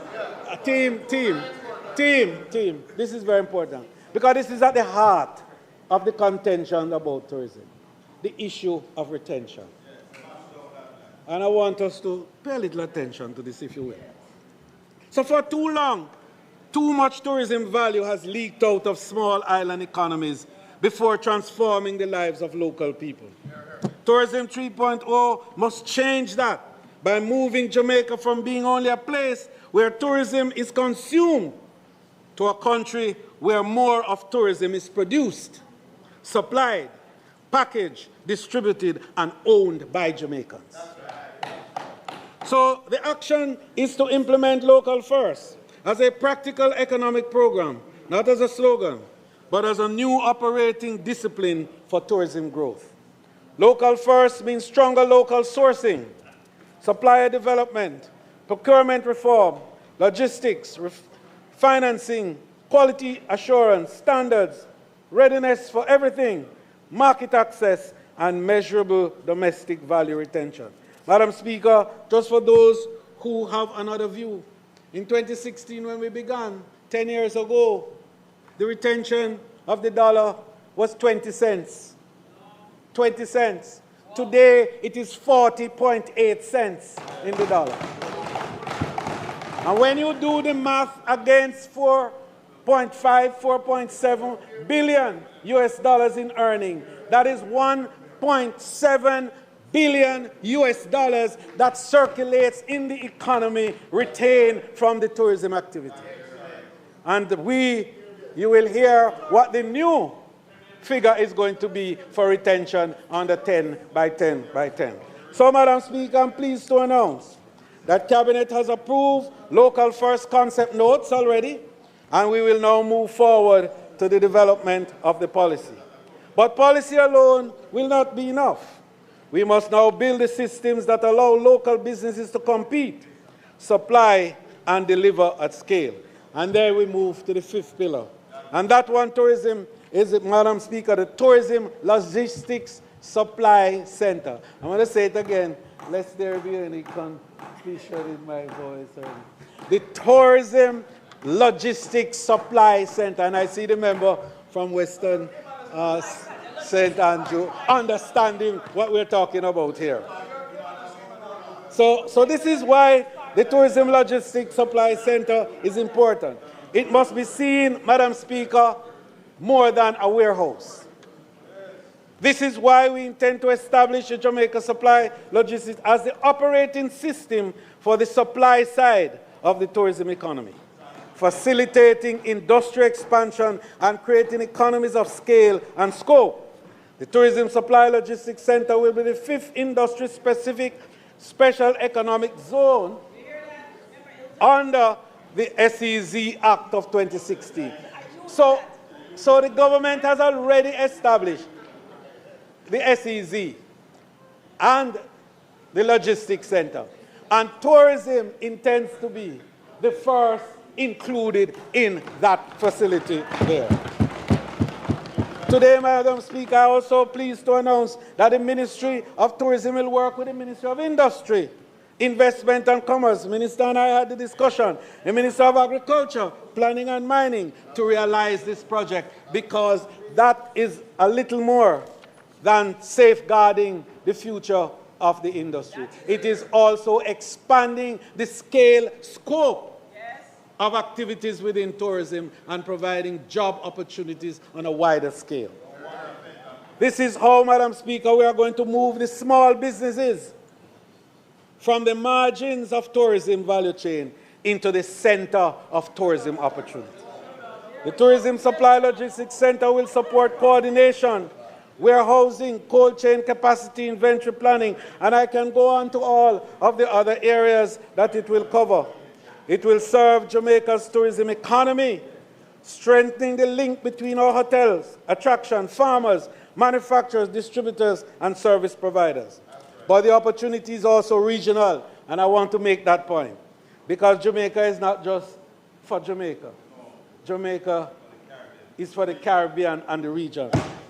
And so discussions are underway with CTO and IDB on how best to support a broader regional approach to tourism supply logistics, including the funding of a study to help to shape the Caribbean strategy. And I've been asked to chair that subcommittee, and already I have met.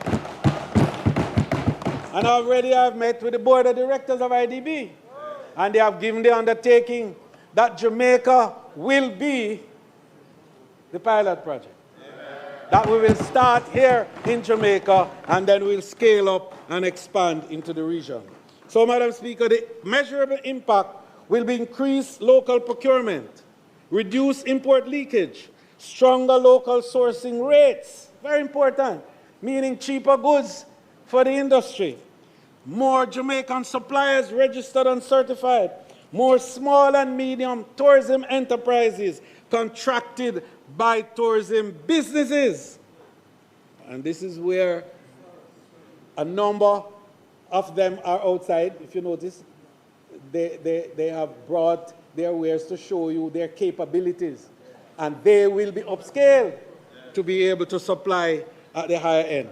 So we will have higher farm to hotel sales, increased use of Jamaican-made goods, expanded agro-processing and manufacturing opportunities, stronger community income, and greater domestic retention of the tourism earning.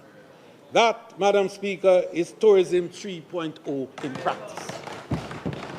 Policy connected to systems and systems connected to opportunities. The sixth pillar is the future readiness of our workers and human capital advancement. Madam Speaker, I have a very detailed one on this, and I recognize the time constraints that we're working through. But this House has heard more and more how passionate we are about human capital development in tourism. The level of certification that has happened, the type of training to enable mobility within the industry, and the number of also portability arrangements that will enable our workers to work anywhere in the world, pull out their stackable credential and show off and say, I am an executive sous chef from Jamaica.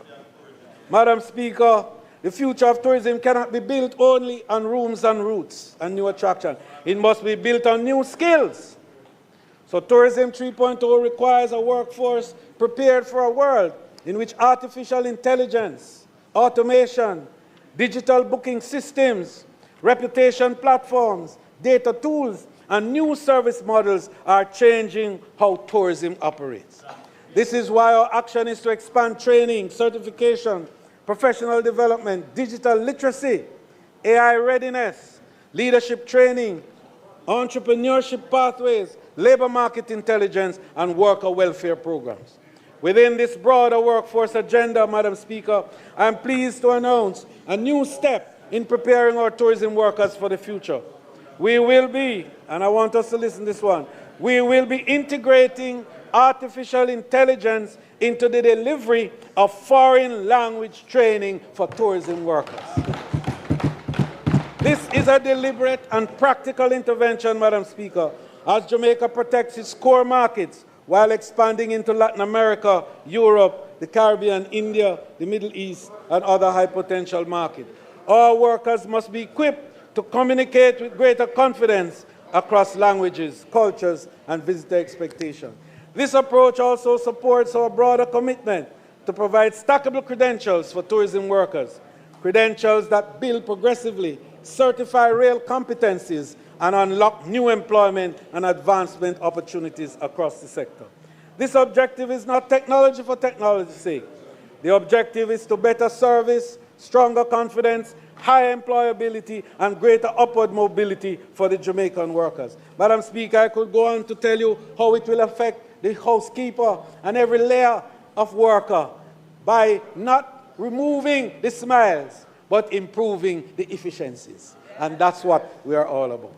Madam Speaker, the seventh pillar is digital transformation, data and artificial intelligence. I touched on that a little earlier, but Madam Speaker, for your benefit, I just want to tell you that the Jamaica Tourist Board is building a more responsive marketing ecosystem.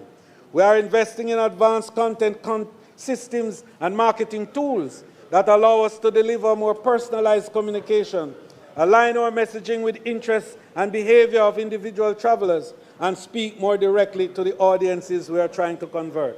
We have also introduced an AI-based multilingual digital concierge that uses real-time data to respond to visitor queries and support trip planning.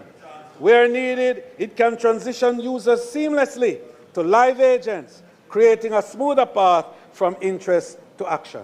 This is supported by a modern content framework that structures Jamaica's destination information so that it can be accessed and understood not only by people, but also by AI-driven platforms that are increasingly shaping how travelers search and plan. This matter, Madam Speaker, it does matter because visibility alone is no longer enough. Jamaica must discover and understand more and more, and we must become more bookable and to provide a more persuasive channel and to utilize technology in a way that influences traveler behavior. We're also placing greater emphasis on data agility. One of the key initiatives underway is a centralized real-time insight dashboard that will bring together audience behavior, tourism trends, Jamaica-specific performance data, and campaign performance into one integrated view. This will also help us to see what is happening as it happens, adjust our messaging quickly, optimize media spend, and capture emerging opportunities before they pass. Madam Speaker, we move to the 8th, and I beg you, the time to just finish definitely 3.0. We have two more pillars on this. Destination assurance, standards, and visitor confidence. Madam Speaker, the modern traveler. Yes, please, yes. The rules of the House is that you should ask it. Madam Speaker, the modern traveler is making a trust calculation before every trip.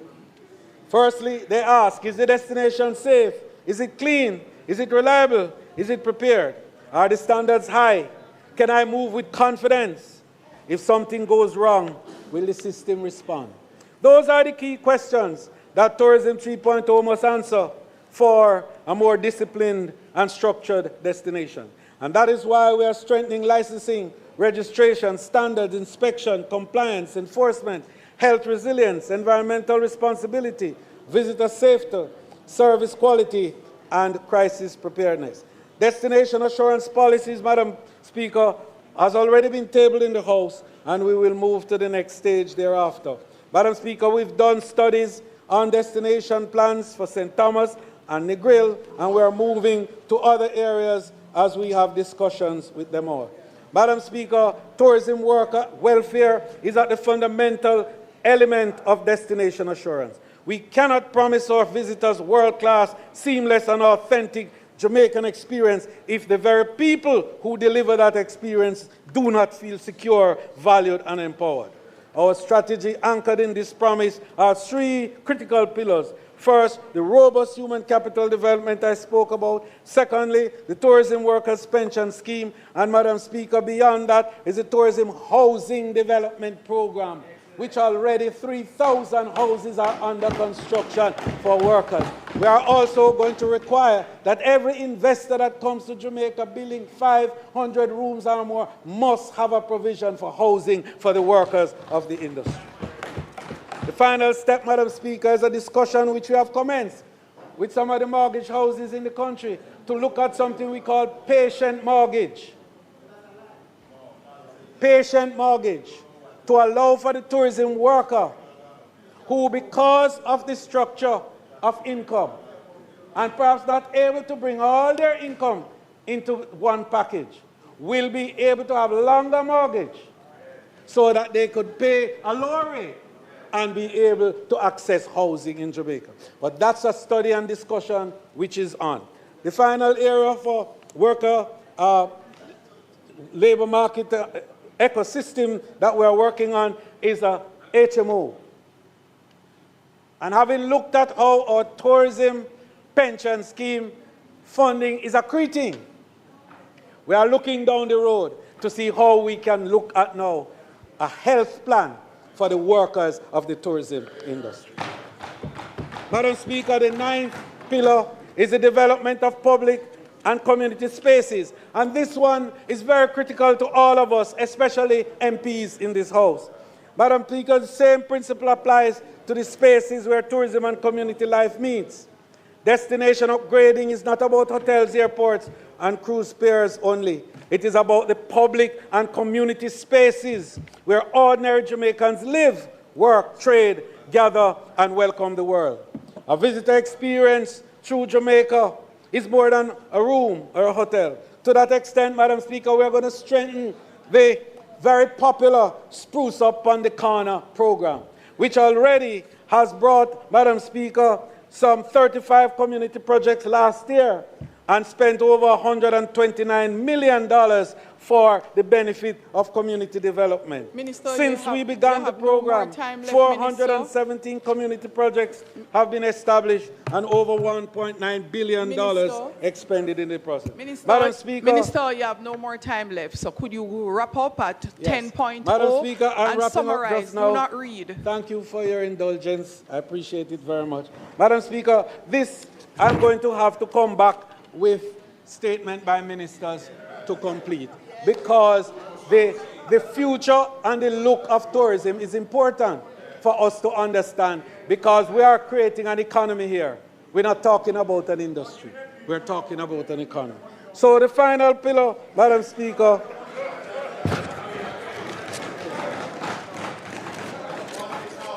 thank you, Madam Speaker. The final pillar is a modern tourism governance and tourism authority, so that tourism 3.0 cannot be delivered through outdated systems. We cannot ask the sector to move faster if our institutions move slowly. We cannot ask the investor to trust the future if the rules are unclear. We cannot ask the communities to believe in tourism if the benefits are not visible. And so, Madam Speaker, we intend to establish to repeal the current Tourism Act, the one which we brought before. We have removed that, of course, a very important part of the new tourism, because today they represent 30% of the visitor arrivals in Jamaica. And I just quickly make the point before I close that, Madam Speaker, we will be talking more about the Tourism Authority and the governance structure which will define the way forward under Tourism 10.10. But, Madam Speaker, just allow me to wrap up now by saying that the future, Madam Speaker, the direction that we are choosing, a tourism economy that is trusted because it is well governed, resilience because it is prepared, inclusion because it is local, competitiveness because it's intelligent. Madam Speaker, this is the direction. Tourism 3.0 will move from policy language to institutional action. And we will ensure that the outcome from this great industry will inure to the people of Jamaica, and we will change the name and the reference from being an extractive industry to be an extracting industry for the people of Jamaica.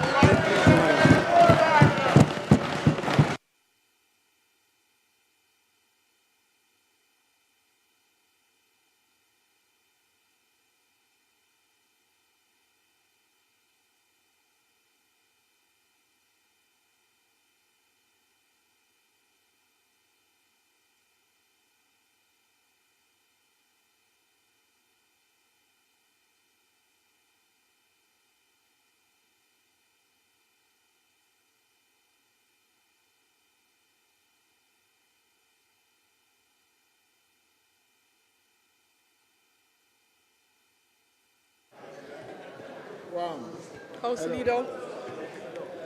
House Leader. Madam Speaker, we thank the Minister of Tourism for an exceptional presentation. Definitely chalk, as one member once said, chalk to cheese, you know? Action-oriented. We will now continue the sectorial, and we will hear from the Member of Parliament from Western Westmoreland, Mr. Ian Hills.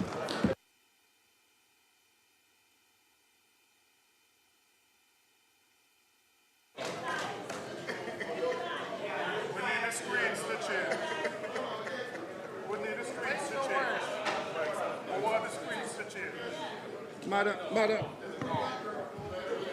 Please make welcome, members.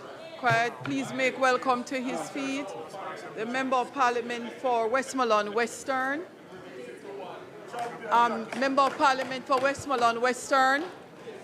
Please go through the procedural matters until your presentation comes on screen, like speaking from a seat other than your own.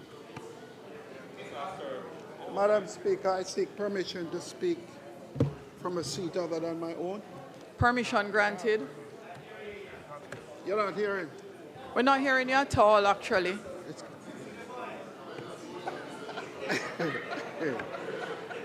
Madam Speaker, I rise to make my contribution. Member from Westmoreland Western, just take your seat for a little bit to allow those members in the gallery from the previous presentation to depart and allow your visitors to come in, as well as a change in presentation.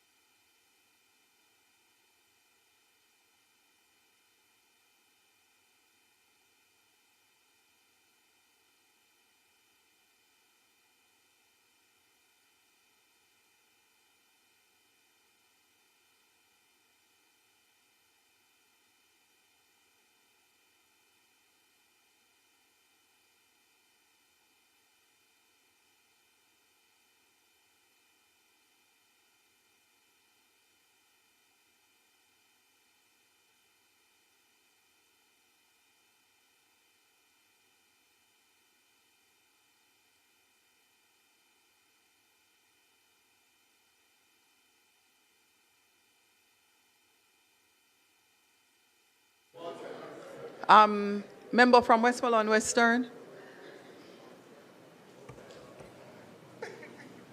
Madam Speaker, I rise today to make my contribution at the start of my 4th term in this honorable House. Yes, number 4.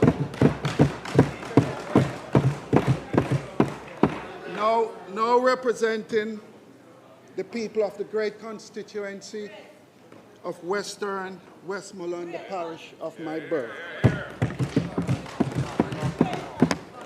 I wish to thank my Lord and Savior, Jesus Christ. Amen. I wish to thank my family for their unwavering support through every season of my life. And to my constituency executive, I express my thanks and gratitude. I also want to thank the people of Western Westmoreland for welcoming me back home. It is because of you why I can stand here today with a profound sense of honor and humility. On September 3rd, 2011, constituents cast your ballot for my name and for your party, the People's National Party. Most importantly, for a vision of what we can achieve. Because of this vision, no long lines could stop your vote, and you delivered a clear message of who you wanted as your member of parliament. So, Madam Speaker, the best way for me to demonstrate my most sincere gratitude is to come to this honorable House and work for the people of Western Westmoreland. My mandate is not for myself. It belongs to every person who knocked on a door, who stood in the rain at a polling station, who believed that their voice deserved to be heard in this chamber. I carry that responsibility with me to this seat and will honor it with every word I speak and with every vote I cast within these walls. Western Westmoreland, I am here because of you, and I am here for you.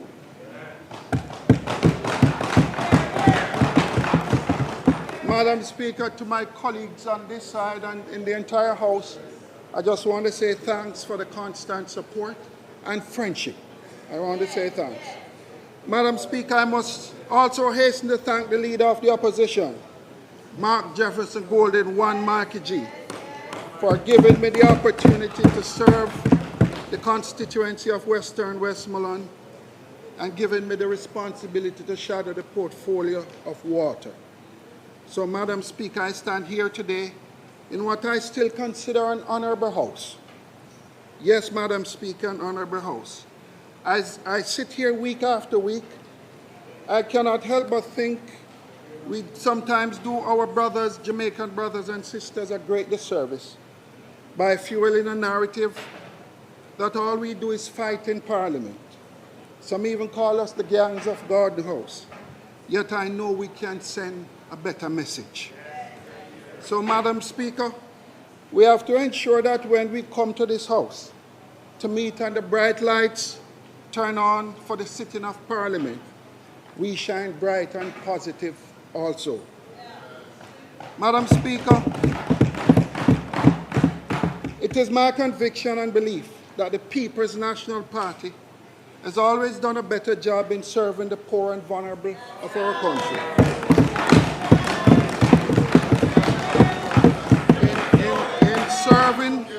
In serving those who some may consider to be have-nots. So, Madam Speaker, I don't fool myself. We're on two separate tracks. We have different belief systems, but we all should be focused on the same destination, a better Jamaica for all Jamaicans. So, Madam Speaker, my approach is simple. I came here to work. The people of Western Westmoreland expect me to work, so we must work together. We can agree to disagree once it does not stop the work of the people. No political party affiliation should be punished, should anyone be punished on this side in getting the resources for the people of our constituency. And I will always hold the government accountable to do the work of the people. So, Madam Speaker, this is still the only place I can come to beg for roof for the roofless after Hurricane Melissa. Even when I am told no after no, to be told by this side, to be told by your side, the elected government for all Jamaicans, that because my side is not in power, there is no meaningful help for roads, no help for water supply, no help for the garbage correction in Western Westmoreland. But yes, I still come. Madam Speaker, I live by the good book, the Bible, and as it says in Galatians chapter 6, verse 9, let us not become weary in doing good, for at the proper time we will reap a harvest if we do not give up. So to my colleagues on this side, I say let's not become weary. Let's continue to do good. The time must come. We must be persistent for the people even when we are told no. Let's send a message to the country that nothing will stop us from doing their business, the business of the people. To all government ministers and members of cabinet, I say let us have civil discussion as we do in social gatherings, because the people of Jamaica are depending on us. This has never been more urgent than it is now. 8 months after Hurricane Melissa, when Jamaicans in hard-hit parishes continue to suffer. 8 months or 230 days later. 230 nights under tarpaulin. 230 days of no or little employment. 230 days of still no light and no water. And for still too many, 230 days of unimaginable suffering. Better must be done. Madam Speaker, I turn to the immediate matter at hand, the water portfolio. Let me say from the onset, I am not here only to criticize today. Water is too important to the people of Jamaica and to our future to not offer solution. But first, we must get a realistic picture of what the water situation in our country is today. Even though water is life, in 2026, 24% of Jamaican households are still not connected to a potable water supply. In a sectoral presentation on April 28 this year, Minister Samuda said Jamaica stood as one of 14 countries that launched a national water compact with an ambition of water security for 1 billion people by 2030. Madam Speaker, it is one thing for sure. This government is full of acronyms, branding, and big words. 2030 is only 3.5 years away. Lots of work needs to be done, so let us examine the case together. In Minister Samuda's presentation, he included a table to demonstrate the plan to access by constituency. The challenge, Madam Speaker, is he listed 34 projects across the country at a cost of $4.2 billion. But $3.6 billion, or 85% of this money, was being spent in constituency with a Jamaica Labour Party member of Parliament. So my question, Madam Speaker, is simply, is only constituency with JLP supporters need expanded access to water? Minister, I put it to you, Jamaicans who voted for PNP members of Parliament also need access to water. Madam Speaker, it is for this reason that I recommend that there be a transparent system for identifying the projects for expansion of access, and that these projects be published with a project update every quarter. Without this, we will be unable to know whether meaningful progress is being made.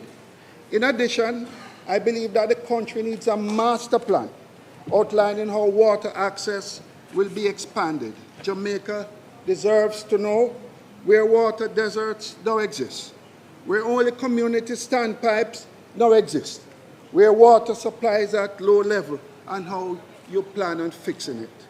It is only with such a deliberate and strategic plan that we can measure true improvement in access. This is how the minister and appointed boards should be setting policy direction for the NWC. Every day, the hard-working employee of the NWC and other entities get up and go to work.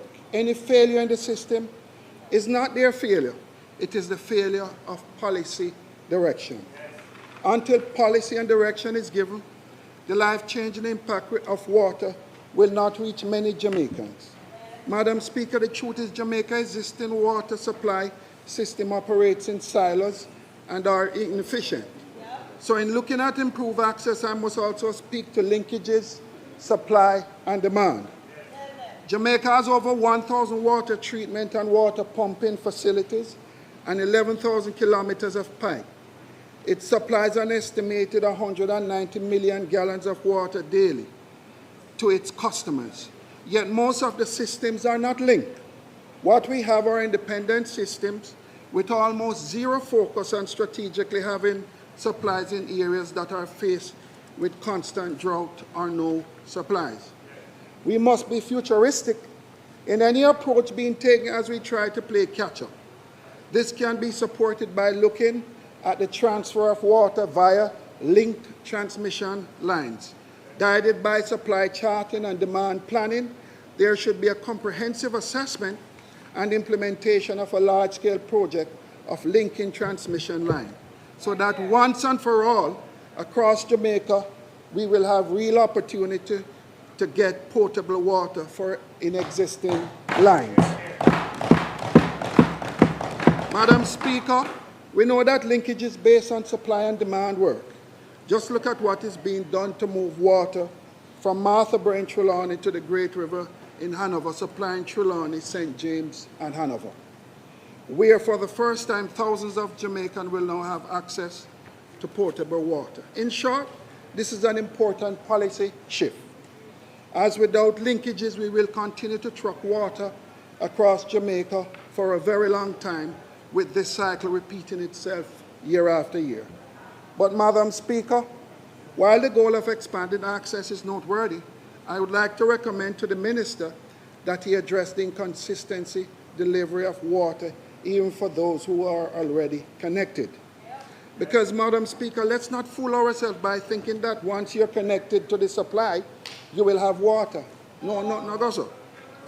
Those of us in rural Jamaica especially know all too well that when the Jamaica Public Service Company grid goes down, we are not only without electricity, but hundreds of critical water transmission lines goes down also.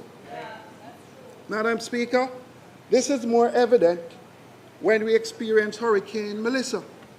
For days, weeks, and months, Western Jamaica went without light and water. And, Madam Speaker, just 18 days ago on June 5th, with the All-Island blackout, our water transmission lines went down. Again, we must improve the energy efficiency of our water supply. Madam Speaker, I listened to the Water Minister's presentation, and not enough was said about advanced technology in areas of water treatment, ensuring that we pivot and strategically shift from a system that was solely designed to implemented with only one power generation source in mind. The Minister highlighted that the solar pumping system installation at 3 locations under rural water, the NWC Forest Hill Solar Project valued at $81.5 million. The Forest Hill Solar Project represents only 10% of the $885 million Jamaican dollars targeted for energy efficiency.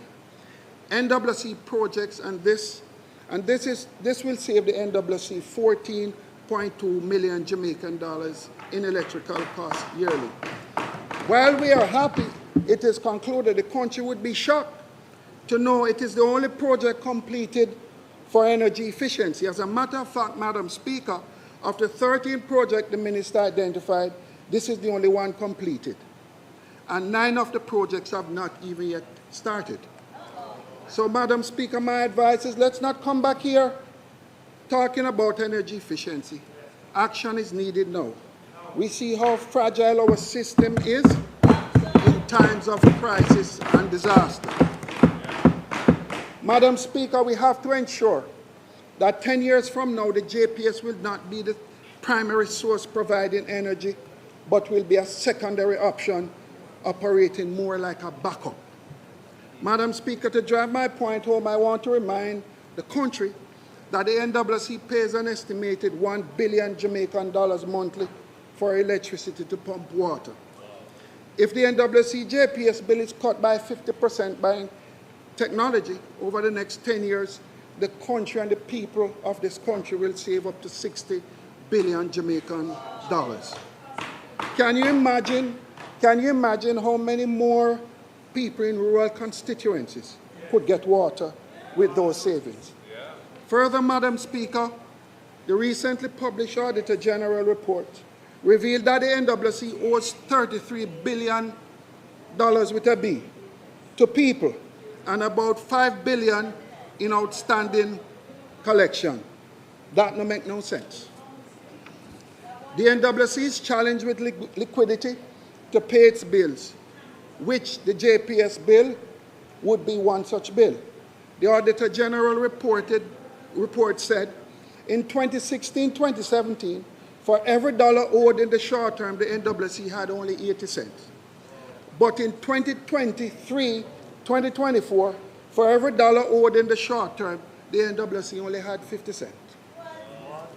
They have less cash going in the wrong direction. Where is the policy of the board and government?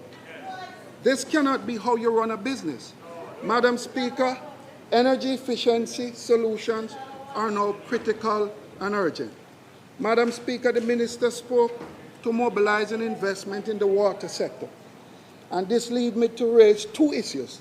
The first is the current ad hoc approach to investment in water. Madam Speaker, the Western Resilience Project is being undertaken at a cost of $425 million US. Phase 1 costed $176 million United States dollars. It will include the replacement of the transmission main between Montego Bay, the Great River Water Treatment, and the Queen of Spain New Martha Brae Treatment Plant in Trelawney, where non-revenue water loss is currently estimated at a high of 71%. Focus will also be placed on the corridor stretching from the Great River Water Treatment Plant westward through Lucy to the Negril Beach Strip, where losses run at a high of 68% of non-revenue water. Madam Speaker, this is all well and good if we had told the people of Western Jamaica the truth.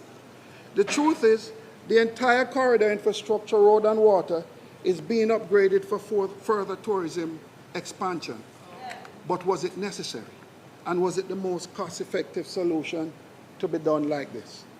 Madam Speaker, when the minister met with stakeholders in Negril in 2024, the first question I asked myself was, do we, the people of Westmoreland, have the water for the expansion of the system for both residential and tourism consumption for the next 50 years? And the answer was yes. The Roaring River can give you an extra 15 million gallons of water daily. No need to go to Trelawney. The Carburetor River can give you a high of up to 20 million gallons daily. No need to go to Trelawney. Bringing the total available water a total of 35 million gallons every single day.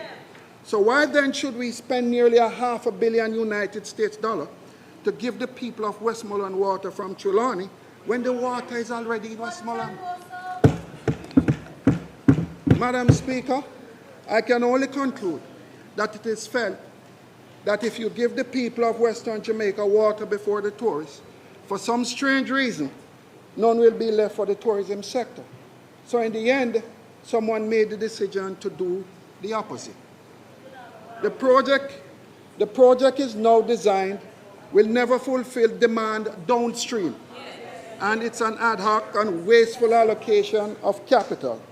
The 500 million United States dollars could have been used to upgrade the parishes of St. Anne, St. Mary, Portland, St. Thomas, St. Catherine, Clarendon, Manchester, and St. Elizabeth.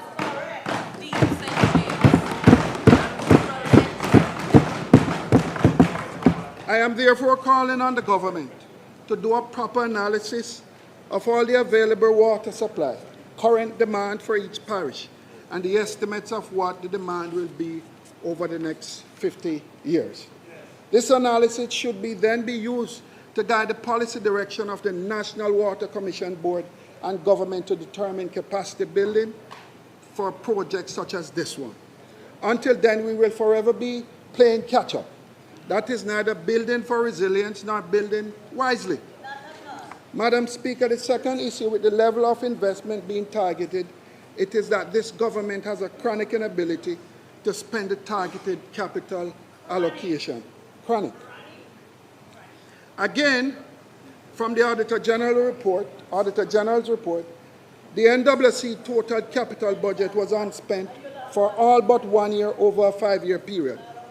In 2019-2020, 7.2 billion was budgeted and 8.9 billion used.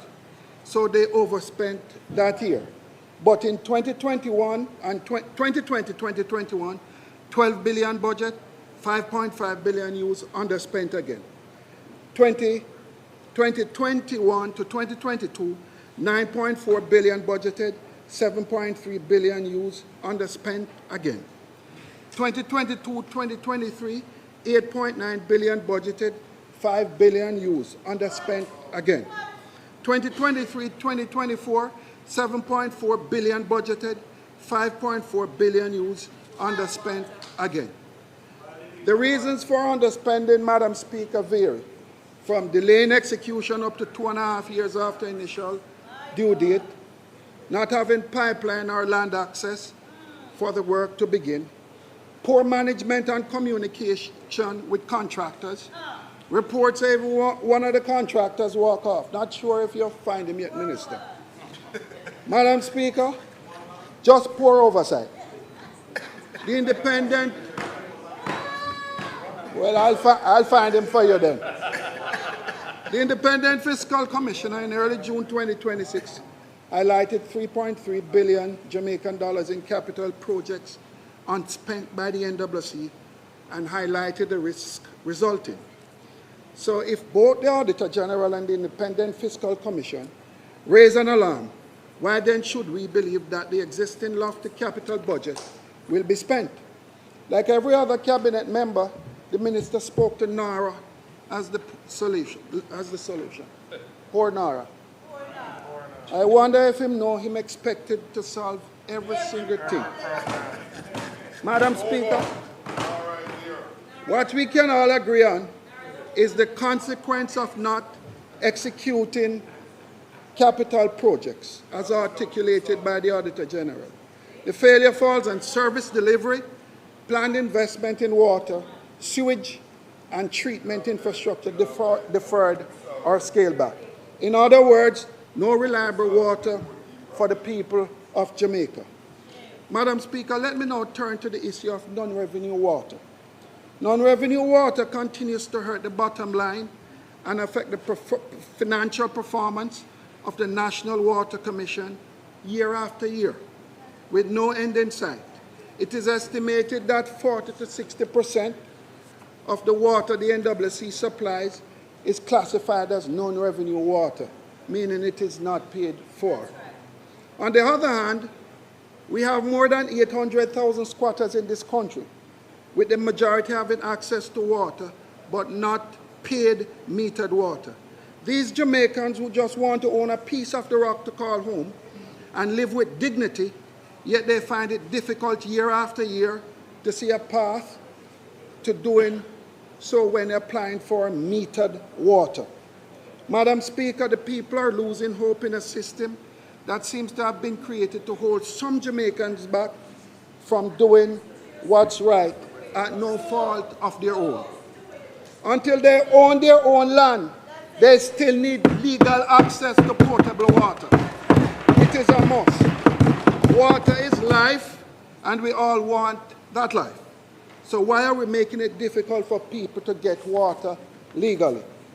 Thousands of Jamaicans are turned away year after year at the NWC offices for land title issues, to get landlord permission, no proof of address, no national ID or TRN, or they live in a squatter settlement. All this while the NWC pipeline runs right across their doorstep. And we know what our brothers and sisters do out of frustration. Even those who capture a piece of the rock want to have access to paid metered water once the meter is good. Madam Speaker, I am recommending that the NWC implements a good faith application. That once an individual comes through your door to apply for a meter, that person should be granted a temporary meter connection and given 90 days to complete requirements to regularize the application. Let's make a real attempt to start reducing non-revenue water. Madam Speaker, in concluding my contribution on the water portfolio, I would like to make two general suggestions not already covered as it relates to water. Firstly, I believe that we must simplify the governance of water in Jamaica. As it stands now, rural water plays an important role in designing and implementing many small projects across constituencies. The National Irrigation Commission, that uses many of the same water sources as NWC, provides water to our farmers, and even some communities consume the same water. The parish council provides and manages minor water supplies for districts and communities. The Water Resources Authority is responsible for the management, protection, and control and allocation and use of Jamaica's water. Madam Speaker, all these entities need to be merged in one executive agency.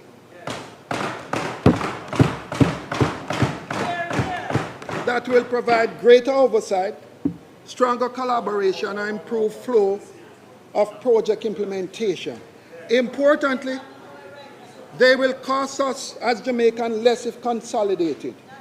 We would cut waste and be more efficient in deploying staff and maintenance and to carry out more projects. Secondly, as part of the mandate, the centralized executive agency must ensure that in delivering water services, the customer must come first. Madam Speaker, the customer focus initiative must be delivered. Smart meter installation, so that there can be confidence in billing amounts and consumers are only charged for the actual amount that they use. Increase responsiveness so customers can actually speak to someone when they call to query on the phone. Fixing the issue of ear-in pipes that gives wrong meter reading from defective meters, responding to broken lines faster, and finally, coordination with other agencies to ensure roads are fixed within 48 hours after works completed. Madam Speaker, if the NWC is to become efficient and profitable, it must focus on improved customer service, deal with the real cause of non-revenue water, and remove politics and government policies that only favors one side. This is the only way the NWC can and become viable. Madam Speaker, before I take my seat, allow me a moment to end where I started, with my employers, the people of Western Westmoreland. Madam Speaker, of late, their challenges have rested heavily on my heart. Don't even think I've ever had a relationship that pains my heart